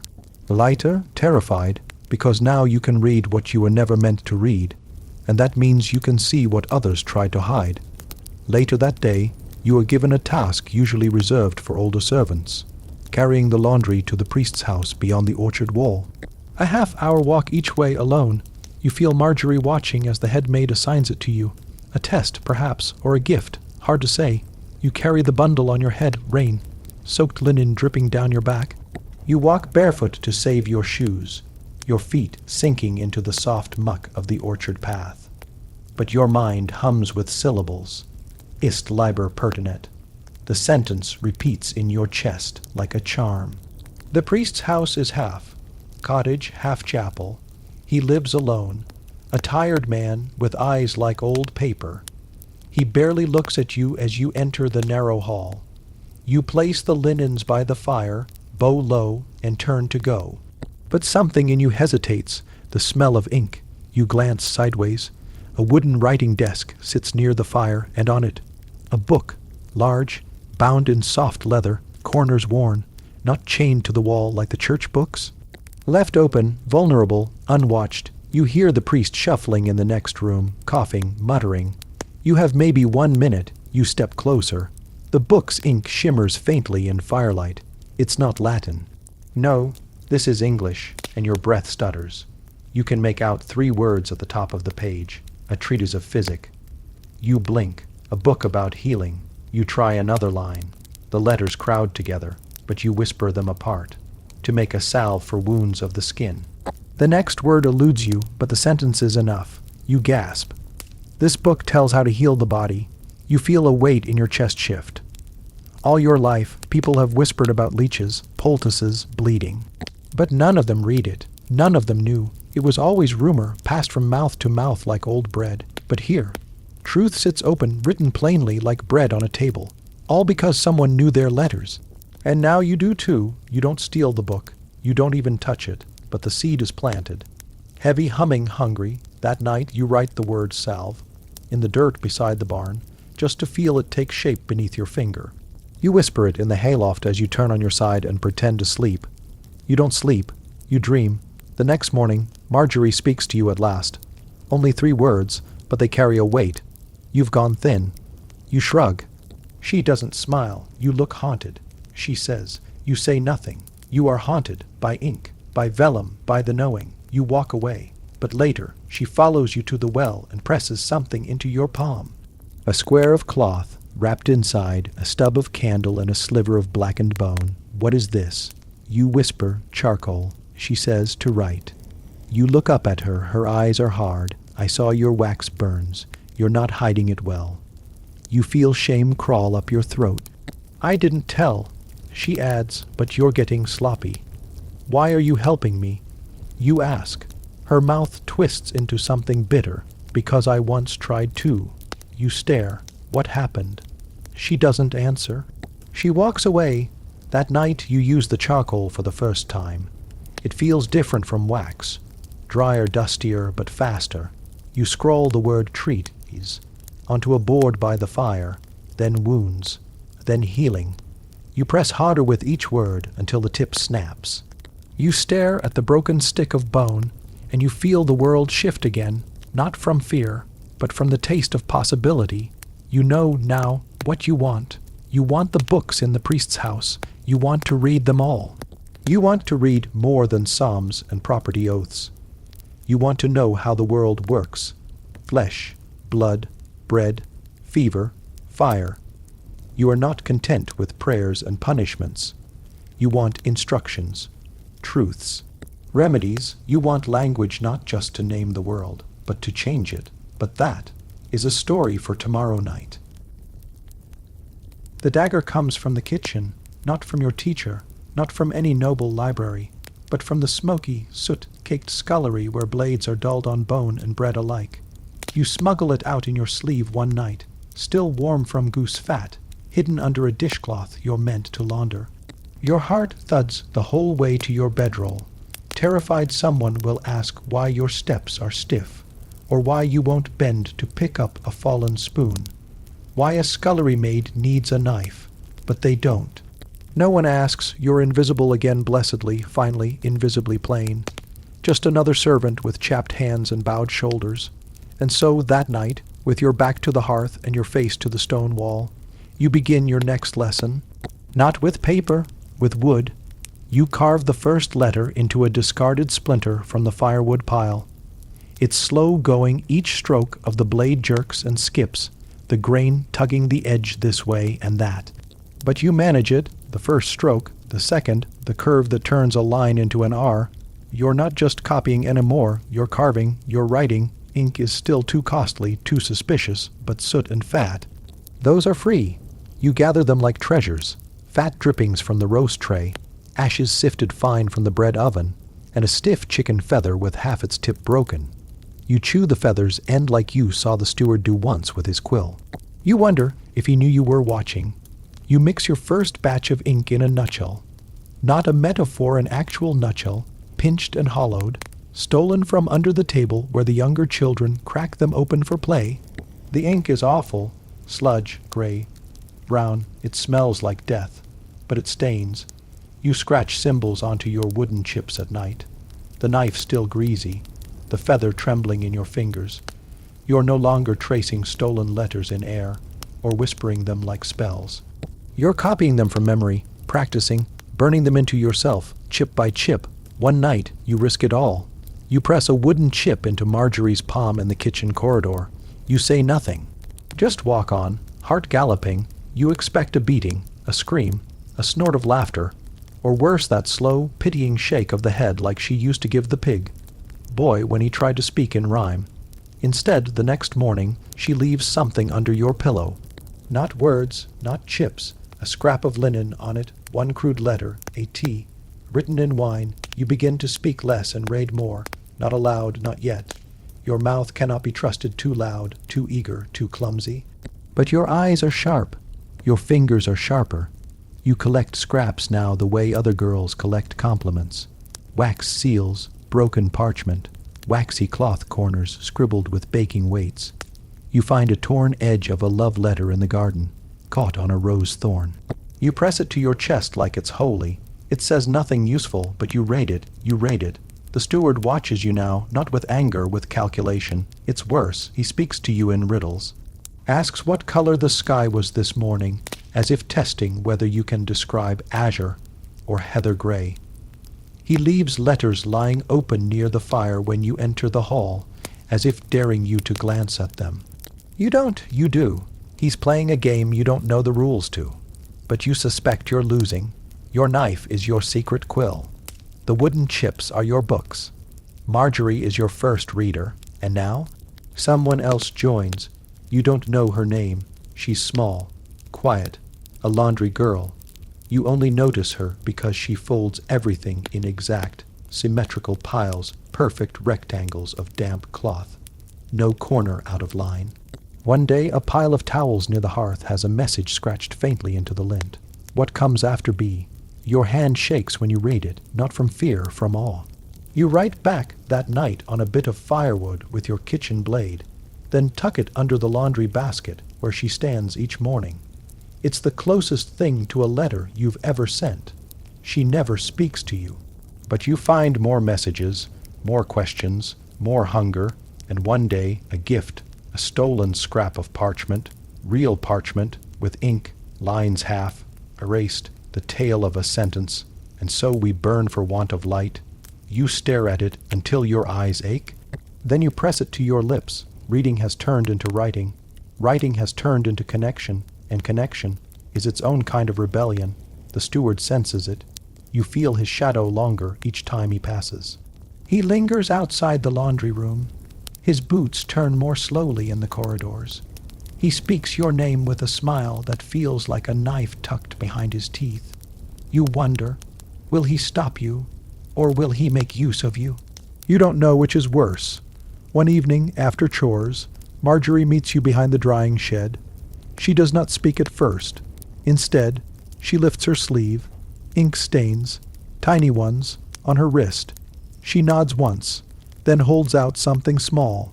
A real knife, not a kitchen one, not dulled on bone or grease. A scribe's blade, used for trimming parchment. Your breath stops, your world shifts. You take it, hands trembling. Marjorie whispers, "It's yours, but if you're caught, you never knew me." Then she turns, skirts brushing dust, and vanishes. You lie awake that night tracing letters into your bed, sheet with your fingertip. The scribe's knife hidden beneath your mat. The ink in its nutshell beside your straw pillow. The stolen parchment under your breast. A world is unfolding beneath the world you know. Silent, sharp, sacred. The letters are no longer just marks. They are entrances, doors, spells, and you are no longer just a servant.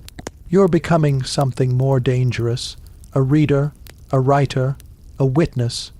You crouch beside a fallen apple crate, pretending to be fixing it. In truth, you're watching for the steward's boots as they pass, for the heavy drape of the tutor's cloak, for any flicker of the slim brass key at his belt. That key opens the side drawer in the writing desk, and you know what lies inside. Scraps of inked vellum discarded after lessons. Mistakes, abandoned thoughts. For others, trash. For you, treasure. The steward doesn't stop.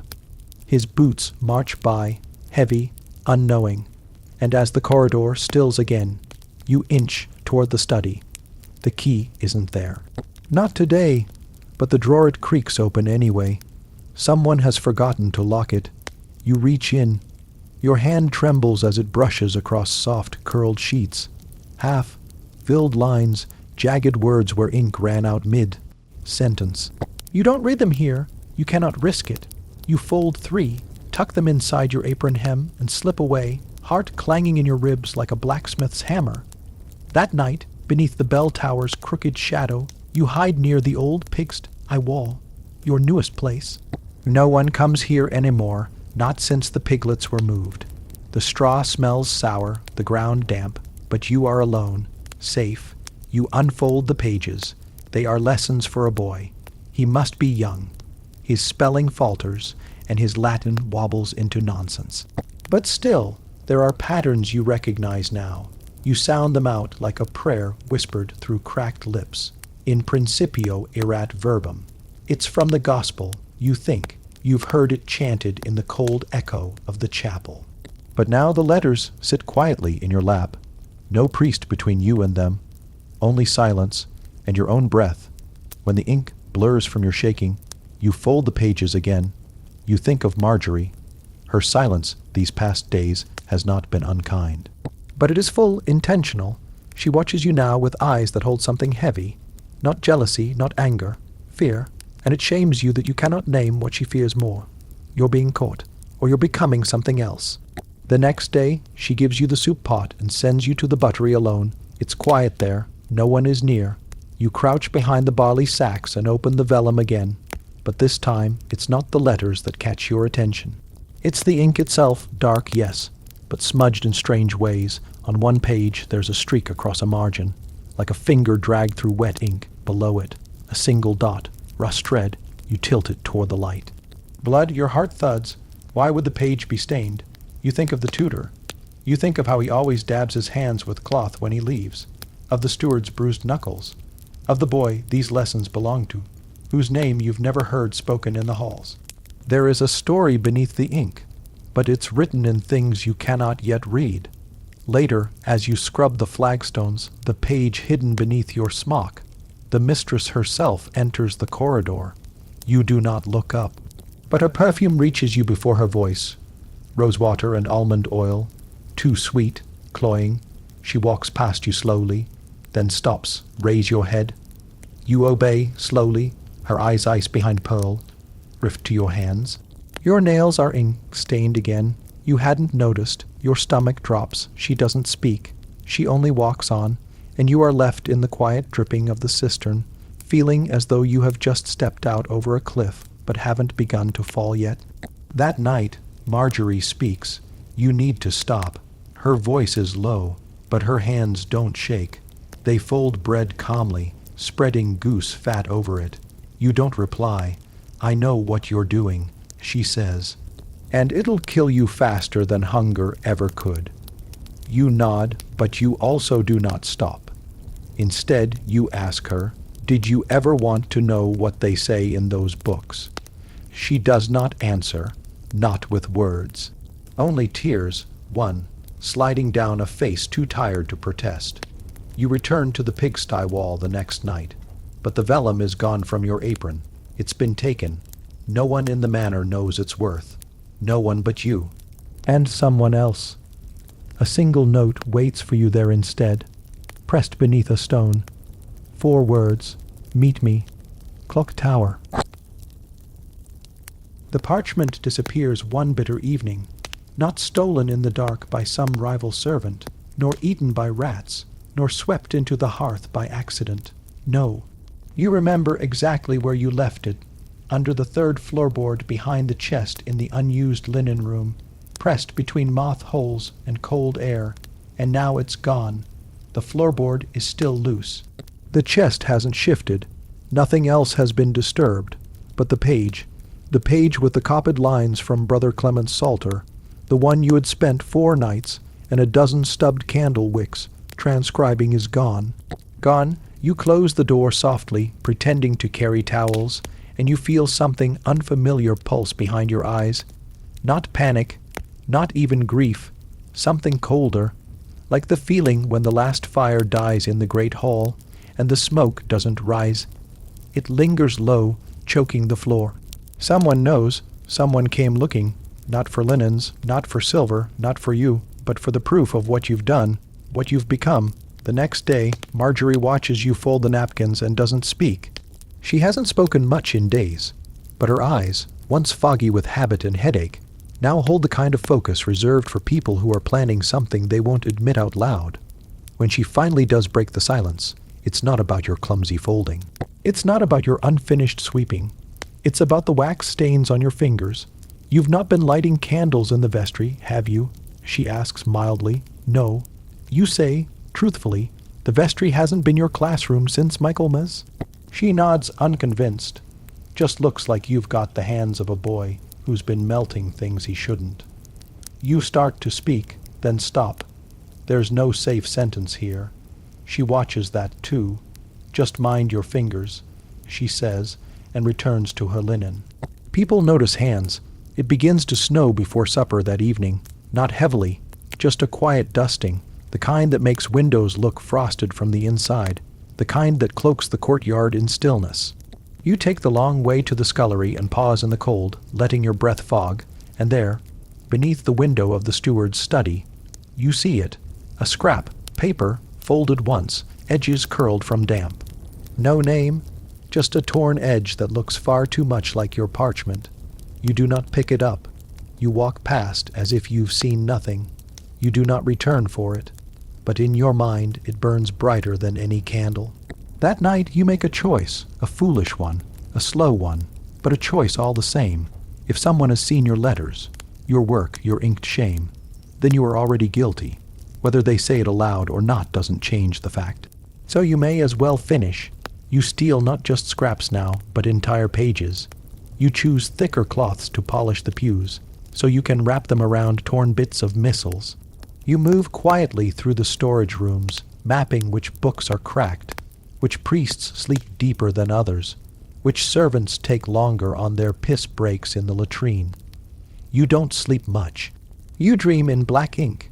You burn your fingers every other night now, and you stop hiding the bandages.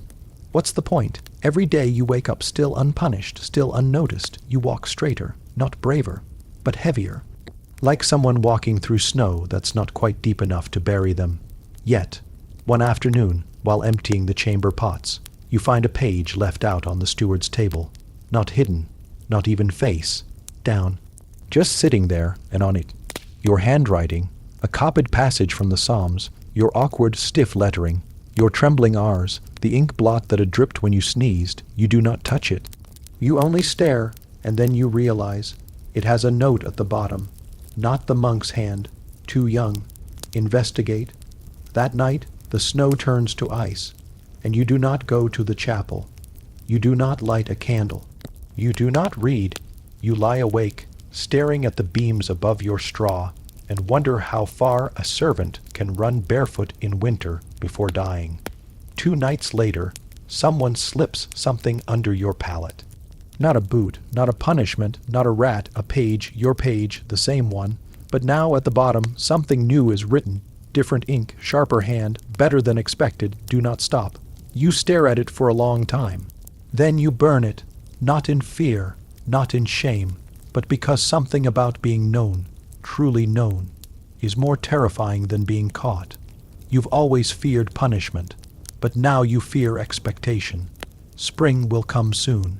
The lady of the manor is already ordering dye for her new gowns, and the carpenter's boy talks of repairing shutters. With warmer nights, you could study by starlight, perhaps even escape to the mill for longer readings. But you don't think of that now. Now you move slowly through the still, cold halls, practicing the syllables in your mind, running your fingers along invisible letters on stone, wondering who wrote the message, who sees you, and whether they see a servant or a scholar. You weren't supposed to be in the lady's chamber. That much is clear. The warmth in here is suspicious. Suspiciously clean, suspiciously perfumed, suspiciously. Perfect, there are no mouse droppings in the corner, no cracked window panes, not even a soot smear on the hearth bricks.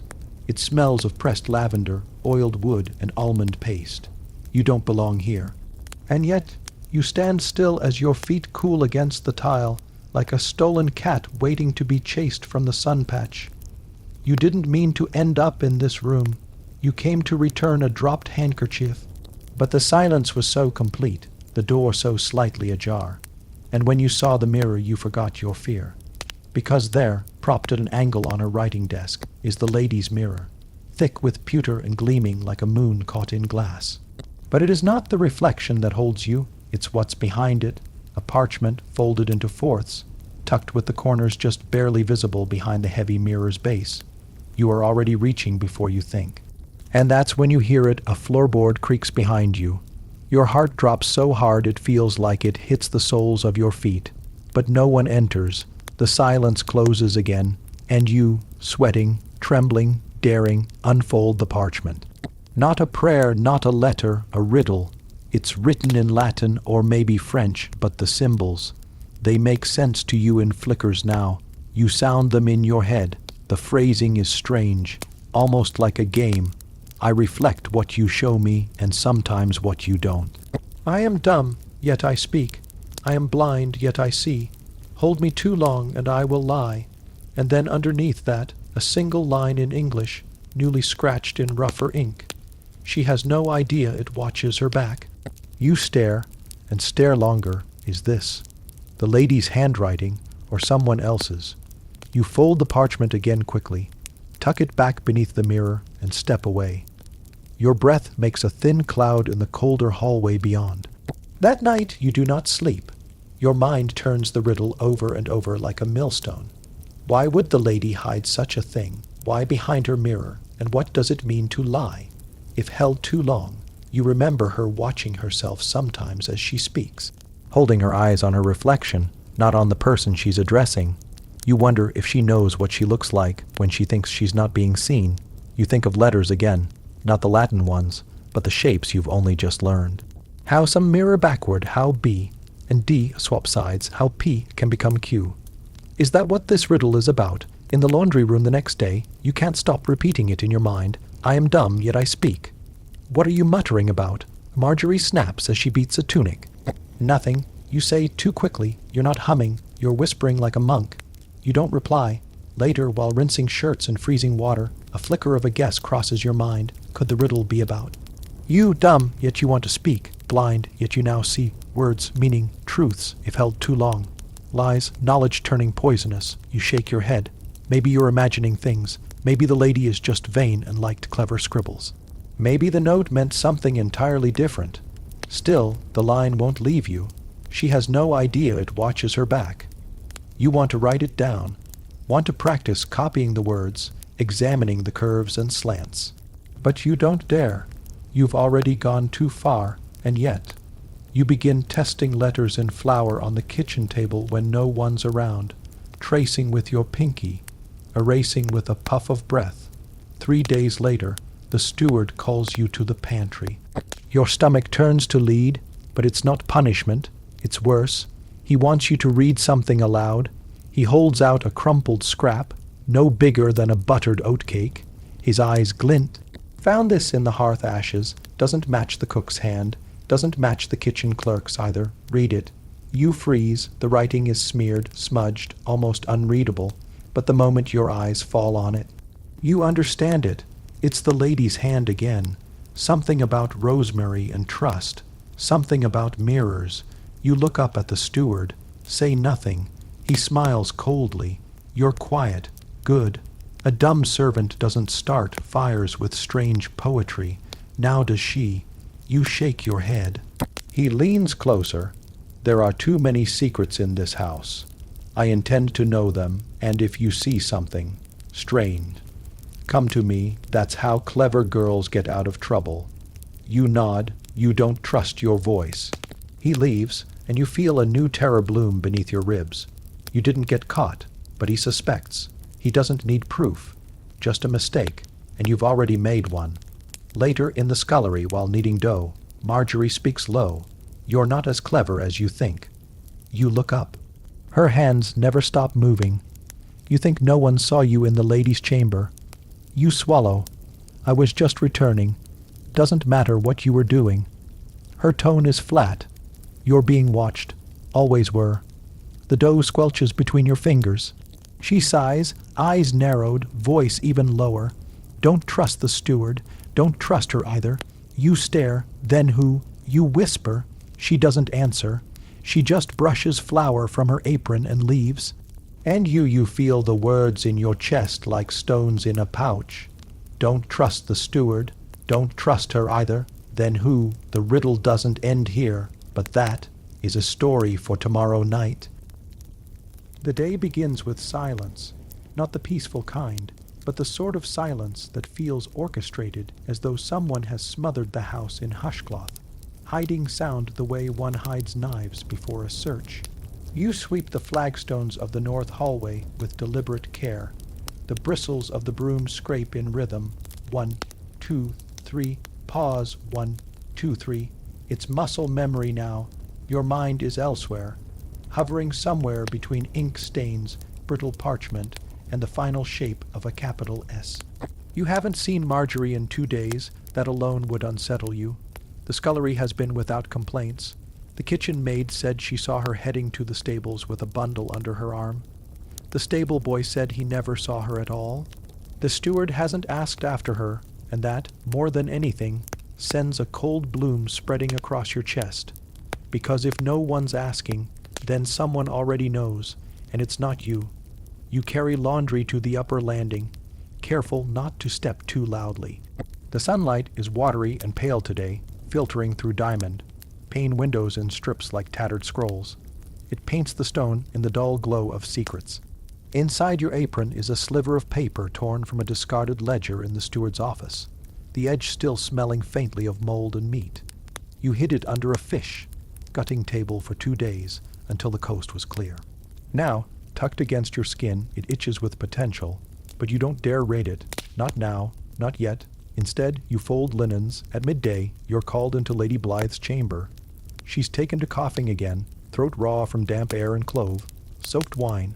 You help her into a woolen wrapper and wait by the hearth, hands clasped, as she instructs a boy to fetch her red book. Not the green one, not the blue with the gilded spine, the red. It arrives in a velvet pouch, as though it were holy. She rests it on her lap and begins to trace a passage with her finger, whispering the words under her breath. You understand maybe 1 in 5. When she catches your eyes lingering too long on the page, she shuts it with a soft thud. Curiosity is a sin. She says, not unkindly, but sin makes better saints than fools. You nod, though you don't understand what she means. You may go. She adds, you bow and walk backward out the door the way you were taught. But her words follow you like perfume clinging to a dress. That night, Marjorie returns. You find her sitting by the cold ash of the kitchen hearth, staring into nothing. Her face is paler than usual, eyes dry.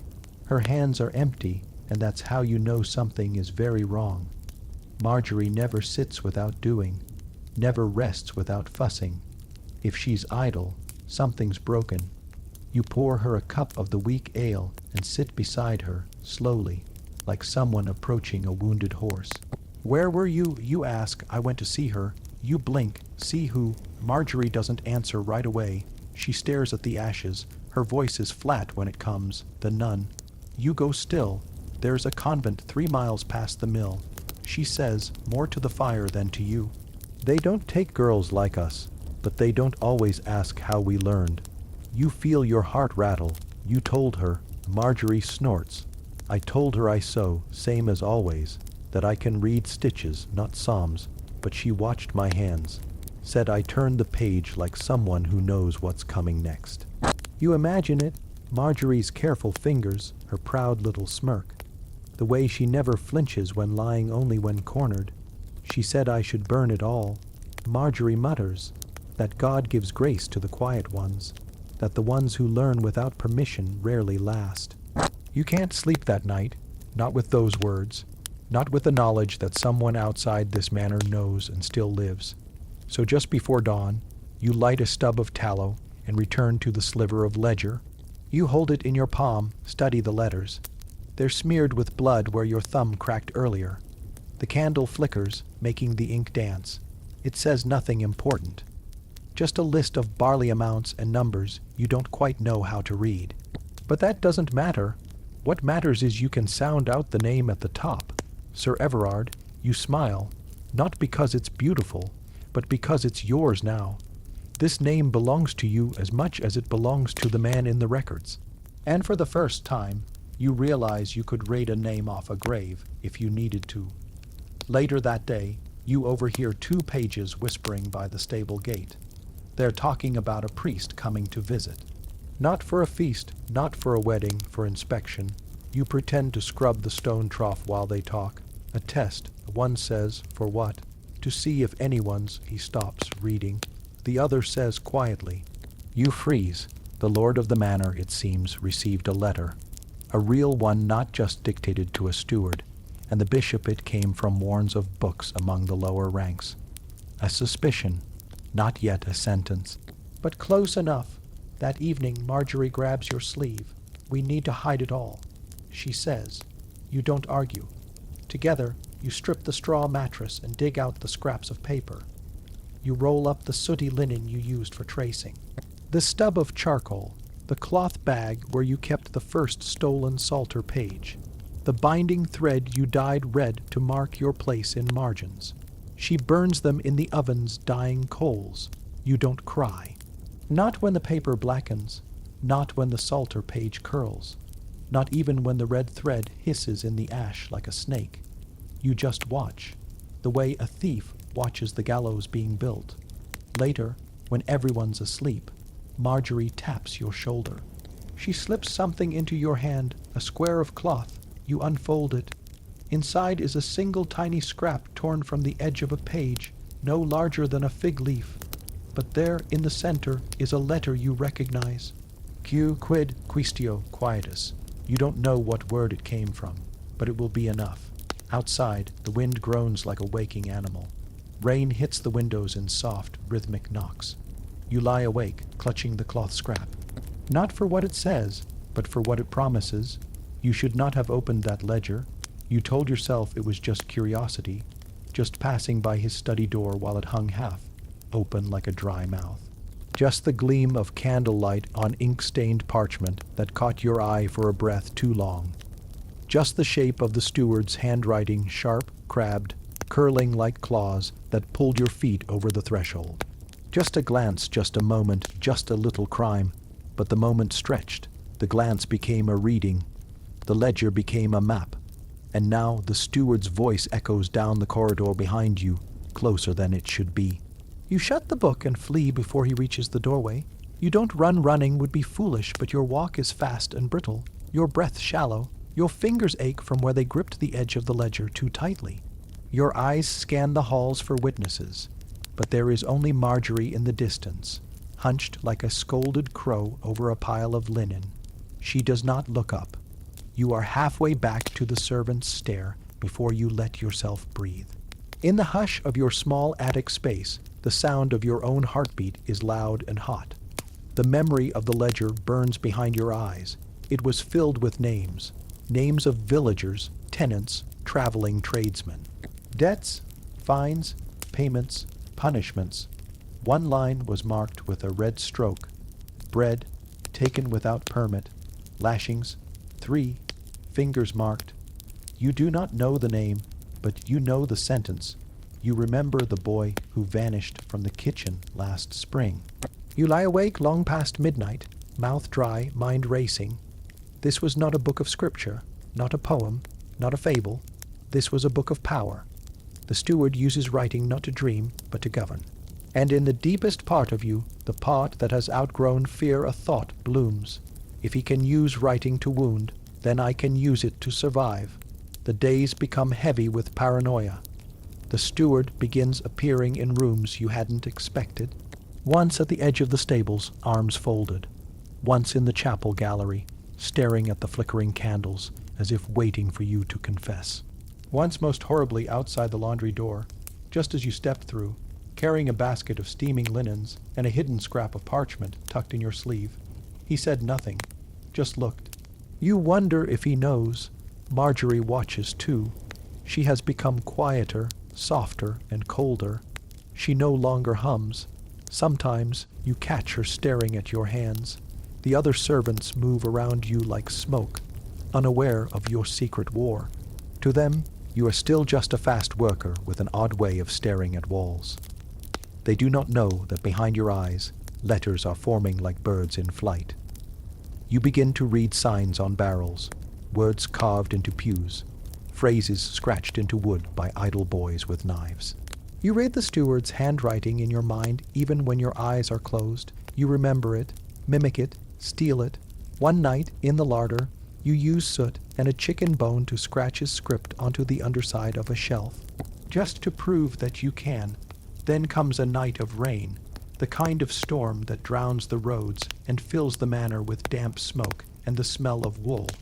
The steward calls the servants for an announcement, rare and jarring.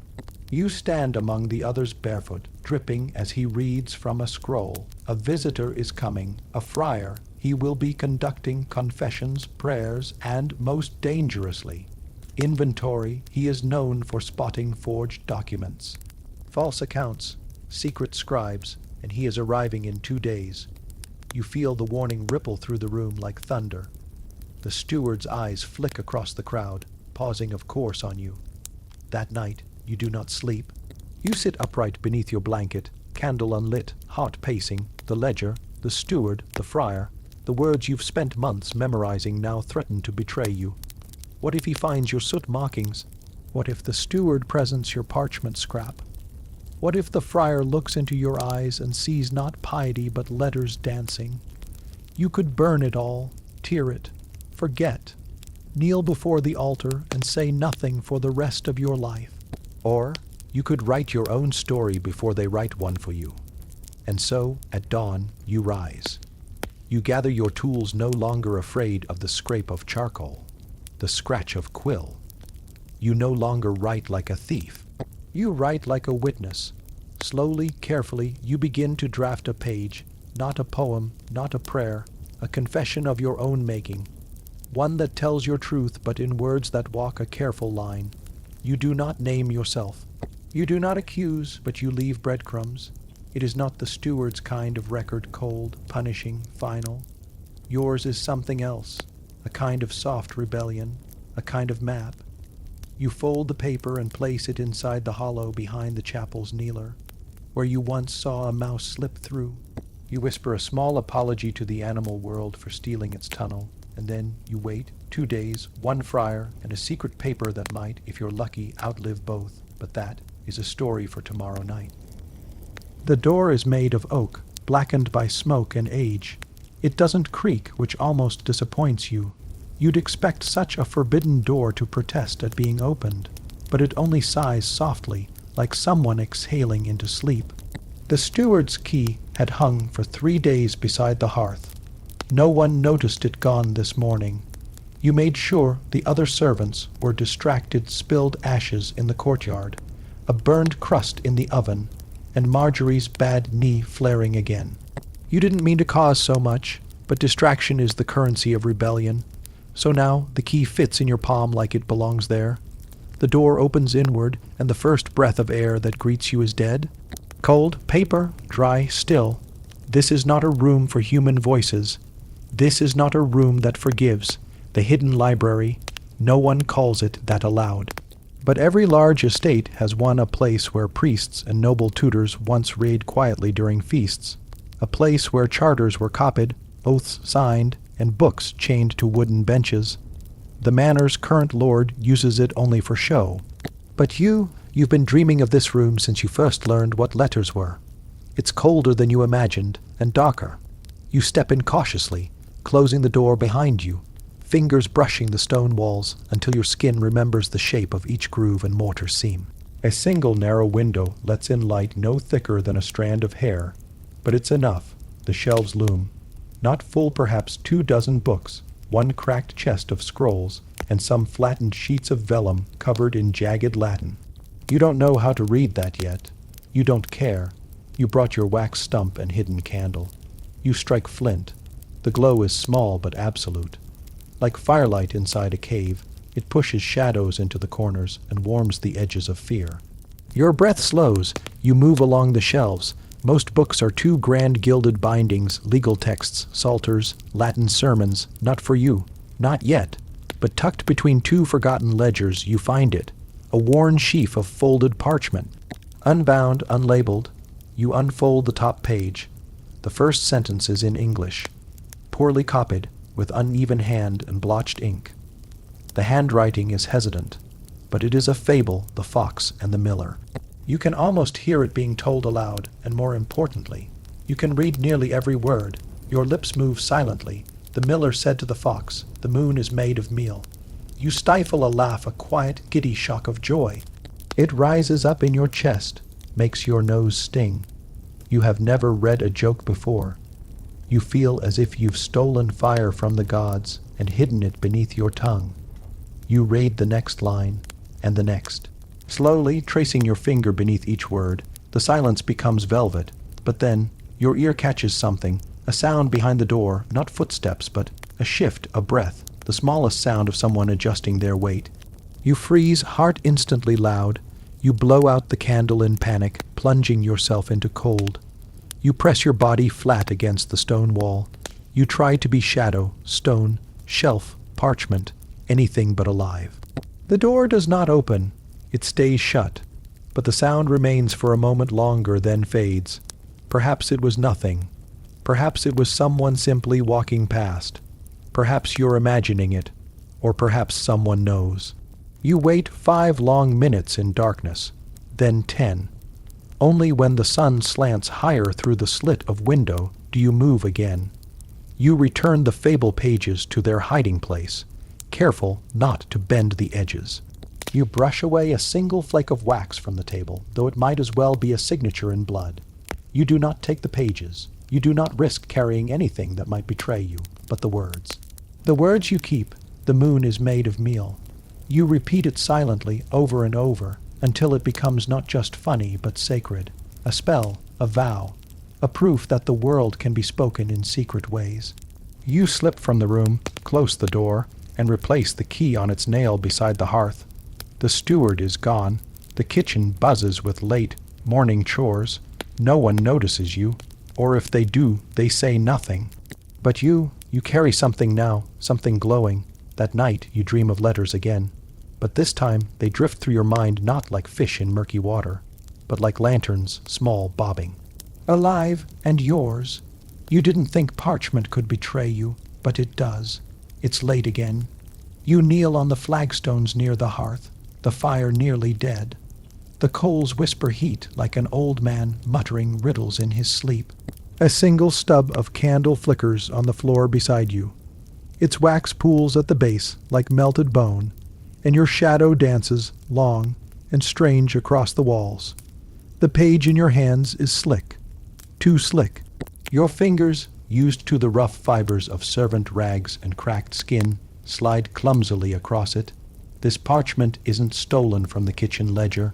No, it's something finer, a torn scrap from the steward's own inventory. You know the ink by the smell of gall and vinegar, the way it curls just slightly at the edges where fire once touched it. You shouldn't have this, and yet here you are, practicing, tracing, copying a word you've only just learned how to shape, punishment. You don't know what it means fully. You only know it is written in the steward's logbook, and often beside names of servants who vanish. You trace each letter slowly with a blunted knife, not to cut, but to etch, carefully, into a tablet of wax that you've kept hidden under your mattress. The wax is dark brown, stolen from candle stubs and pressed into a slab of wood. It's crude, but it holds the grooves of letters if you're gentle. And tonight, you are not gentle. You press too hard. The knife scrapes deep. A curl of wax lifts, and you can already feel the letter is wrong. Crooked. The M you meant to copy leans like a drunkard.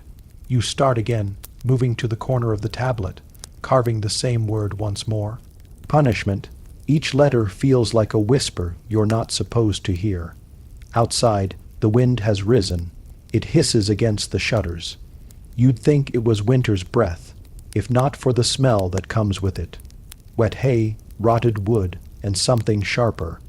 A trace of iron, perhaps. Blood, perhaps. You try not to think about it. You work faster. The second N is shaky. Your hands gone numb from kneeling. You wipe your fingers on your apron, but the wax clings. Your thumb now wears a smear of brown, and you realize your whole life has become the color of this wax. Dull, secretive, easily scarred. Behind you, the coals crack. You jump, nearly dropping the knife. But it's nothing, just the hearth settling. Still, you press the wax board flat against your chest and hold your breath for a moment. That's when you hear it. Not a rat, not the wind, a breath. Someone else is in the room. Your whole body locks. You don't turn, you don't speak. You just listen. A footstep, faint but real, then another. From the far corner near the pantry door, your candle flutters. A thin shadow glides along the wall. It's not Marjorie. She walks heavy and fast. This is slower. Measured, it stops. You close your eyes. Maybe, if you stay still enough, you'll become part of the floor. A shadow of soot. A patch of cold air.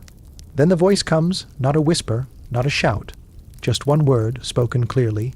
What are you carving? Your heart slams upward into your throat. You know the voice. It's not the steward, not the priest, not the cook. It's Elias, the candle boy, the one you thought hadn't noticed you. You turn your head slowly. There he stands, wrapped in his gray wool blanket like a monk, barefoot on the stone, holding a stub of cheese in one hand. His hair is sticking up in wild tufts. He doesn't look angry or afraid, just curious. I saw your fingers move like this, he says, miming a carving motion. Like letters. Is it a prayer? You can't speak. Your mouth is too dry. You shake your head. A punishment. He tries again. Like Father Bede says. You manage a nod just once. He sits down beside you. Just like that. No lecture. No alarm. He folds his legs like a child at catechism, crosses his arms, and leans his cheek against the table leg beside the hearth. He stares into the fireless pit and chews. You should hide it better. He mumbles. The steward is suspicious again. He thinks someone's been reading from the Psalter. You glance at the candle, then at the wax board, then at Elias. What do you mean again? He shrugs. Someone before you tried.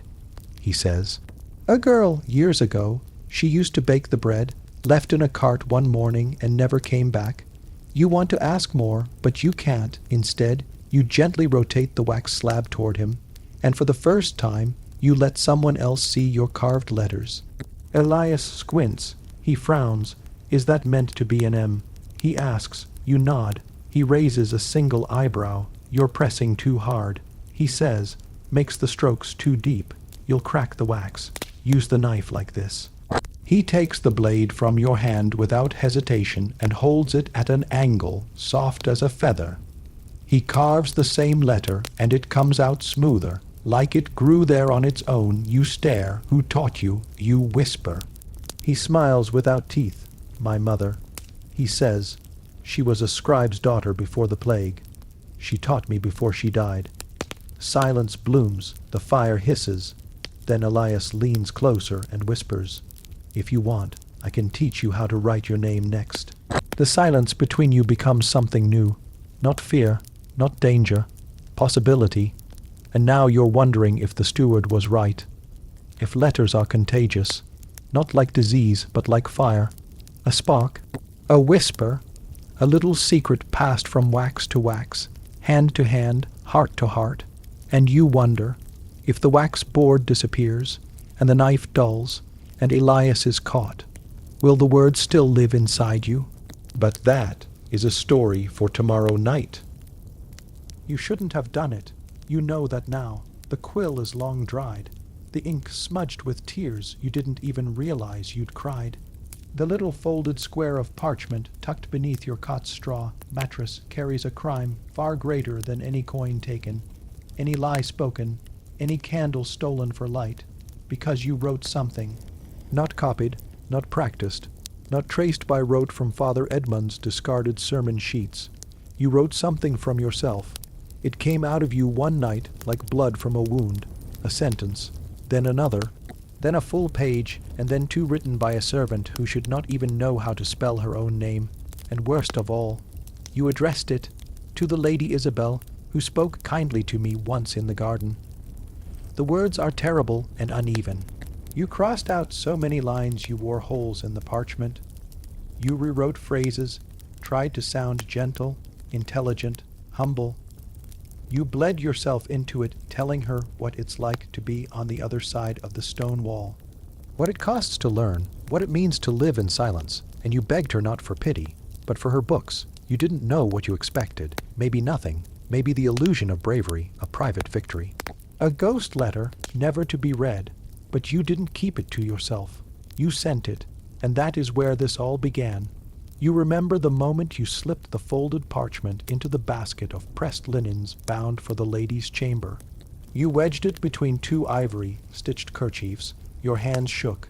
You nearly dropped the whole stack. Marjorie had turned her back for just a second. 1 second. One reckless, glorious second. You told yourself, she'll never see it. A maid will toss the linens, or a mouse will chew it, or the ink will bleed. You told yourself it was harmless, but the next morning she looked at you, Lady Isabel, from across the courtyard, pale under her lace veil. Eyes like brushed glass, not with anger, not with kindness, but knowing she had read it. You thought she might say something, call you over, send a message, burn it and return the ashes, but nothing came. The silence after that has been unbearable. No one has confronted you. No steward has dragged you by the arm. No whispers have reached the kitchens, but something has changed. Servants look at you strangely now. Marjorie watches you too closely. The priest lingers by the servant door after Mass, and the steward, always the steward, has been pacing the outer halls like a hound sniffing wind. You don't know what Lady Isabel did with your letter. You don't know who else has seen it. The days become blades again. You scrub the floor of the great hall so hard your nails split. You dare not go near the library. You stop reading altogether. You let the candle stubs dry and crack. You pretend to be what you were before, mute, dull, slow with your eyes downcast. But it's too late for that. Your body still knows the letters. Your fingers twitch as they pass over carved initials in the pews. You dream in lines of scripture you cannot know what you know, and worst of all, you miss it. You miss the ache in your back after crouching over a page. You miss the thrill of recognizing a word in the steward's inventory lists. You miss the miracle of making meaning from ink. So when it happens, when the second parchment appears, it feels like a hallucination, a tiny note, folded with care, slipped inside your laundry pile. You feel it before you see it. You open it in a linen closet behind the door. The handwriting is delicate, slanted like ivy. I do not know who you are, but I think I would like to. No signature, no direction. No threat, just that. Your lungs forget how to draw breath. You read it 12 times before you fold it again. You don't sleep that night. You sit by the hearth, long after the embers fade, cradling the note in your hands like it's a relic. It's not just a reply, it's an invitation, or maybe a test. Lady Isabel has responded, not with rage, not with dismissal, but with curiosity. She has written back in your language, the secret one of cautious hope and folded parchment. She's left the door ajar, and now you must decide whether to walk through it. You don't know the rules anymore. If the steward finds this note, it's enough to end you. If Marjorie sees it, she'll turn you in. If the priest learns of it, you'll be cast out of church and home alike. And yet, you read it again. I do not know who you are, but I think I would like to. There is something about the phrasing not pitying, not formal, that makes you feel human again. Not a body with calloused hands, not a scullery ghost, but a mind, a soul, a voice worth hearing. You begin to write again, only this time you write smaller, neater, with less fear, and instead of signing your name a name that does not belong in a lady's chambers, you write only, I live in the stone house behind the orchard wall. I will leave this beneath the water bucket. You hesitate, then add, please burn it after. You fold it 3 times. You do not know if she will reply. But for the first time, you feel less like you're learning to read, and more like you're learning to speak. And that is a danger even you may not be ready for. You press the edge of the parchment into the flame. It catches with a slow curl, like a fern uncurling in spring, and for a moment the ink letters stay perfectly black, perfectly legible, even as their paper cocoon begins to brown. Then the smoke rises, and you let go. It floats upward, a glowing scrap, a memory combusting. You've burned your first letter, not one you wrote. No, those are still buried behind the hearthstone, folded into a cracked jug, pressed inside your old apron. No, this one was someone else's. Latin, official, it wasn't yours to read, much less destroy, but you did both. And you don't feel guilty, you feel free, not because you believe no one will notice, not because it was the wise thing to do, but because it was the only thing to do. You barely remember now how it began. A flicker of curiosity, a child's finger tracing the shapes carved in a pew, a maid's whispered alphabet, a scullion's bruised wrist, and then ink, the endless ink, the pain in your neck, the panic, the paranoia, the thrill of sounding out your first syllables while someone snored upstairs. Your body is marked with it, your hands shaped by it, your voice stilled because of it. You no longer speak aloud when you read, not because you're hiding it, but because the words live inside you now, not in your mouth, in your ribs. Between the spaces of your spine, reading has become a kind of breathing, and like all breathing creatures, you're tired of being caged. You found the letter in the steward's desk. It was meant for the bailiff. A list of names, servants no longer useful, ones to be dismissed before winter, or sold. Your name was there, but so was Marjorie's and Lewin, and the boy from the kennels with the twisted foot, even one of the wet nurses, she who fed a noble's baby when the mother couldn't bear to do it herself.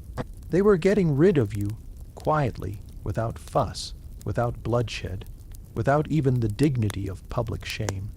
Just a slip of parchment and a wax seal. You couldn't let it survive. Marjorie helped you burn it. She said nothing, only nodded when you held it out. Her fingers brushed yours briefly, her joints swollen, her nails cracked from lie, and then she stepped back to let you decide. That was her gift, not courage, not strategy, but space. And you realized she knew all along, not just that you'd been learning, but why. Because it wasn't about books. It was never about books. It was about staying alive in a world that used parchment more cruelly than swords. Now, you no longer hide the ink stains on your fingers. You no longer flinch when someone says ledger or inventory. You walk straighter, speak slower, ask questions you never dared ask. And still, somehow, you are not caught.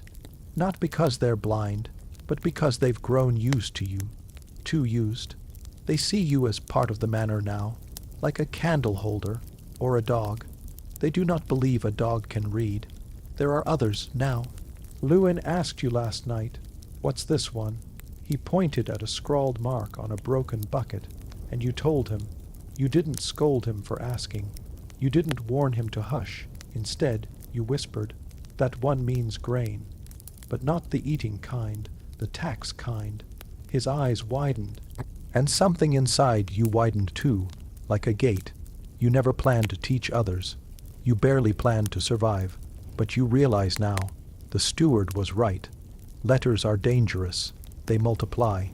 They leak into mouths and fingers and thoughts. They change the way people walk through the world. They turn servants into listeners, and then into speakers, and then, eventually, into rememberers. And those who remember cannot be ruled so easily. You still fear the fire, still fear the whip, still flinch at the echo of boots on the flagstones, but fear is no longer your master. It is your counsel, the quiet whisper that helps you choose carefully where to leave the next letter. Yes, the letters are still hidden, still tucked into banisters or scratched beneath stool seats, still coded in slanted marks only you and Marjorie understand. But they are there, and more are coming. You do not dream of rebellion, only rescue. The kind that doesn't make noise, doesn't swing swords, doesn't burn down halls. The kind that lets people stay alive, stay quiet, stay literate. One day, perhaps, you'll leave the manor entirely. Not as a runaway, not as a criminal, not even as a noble, but as something far more dangerous, a servant who reads, and when you go, you'll carry nothing but ink on your fingers and voices in your memory. The rest will burn, like that first letter, like the names they tried to erase, but that is a story for tomorrow night.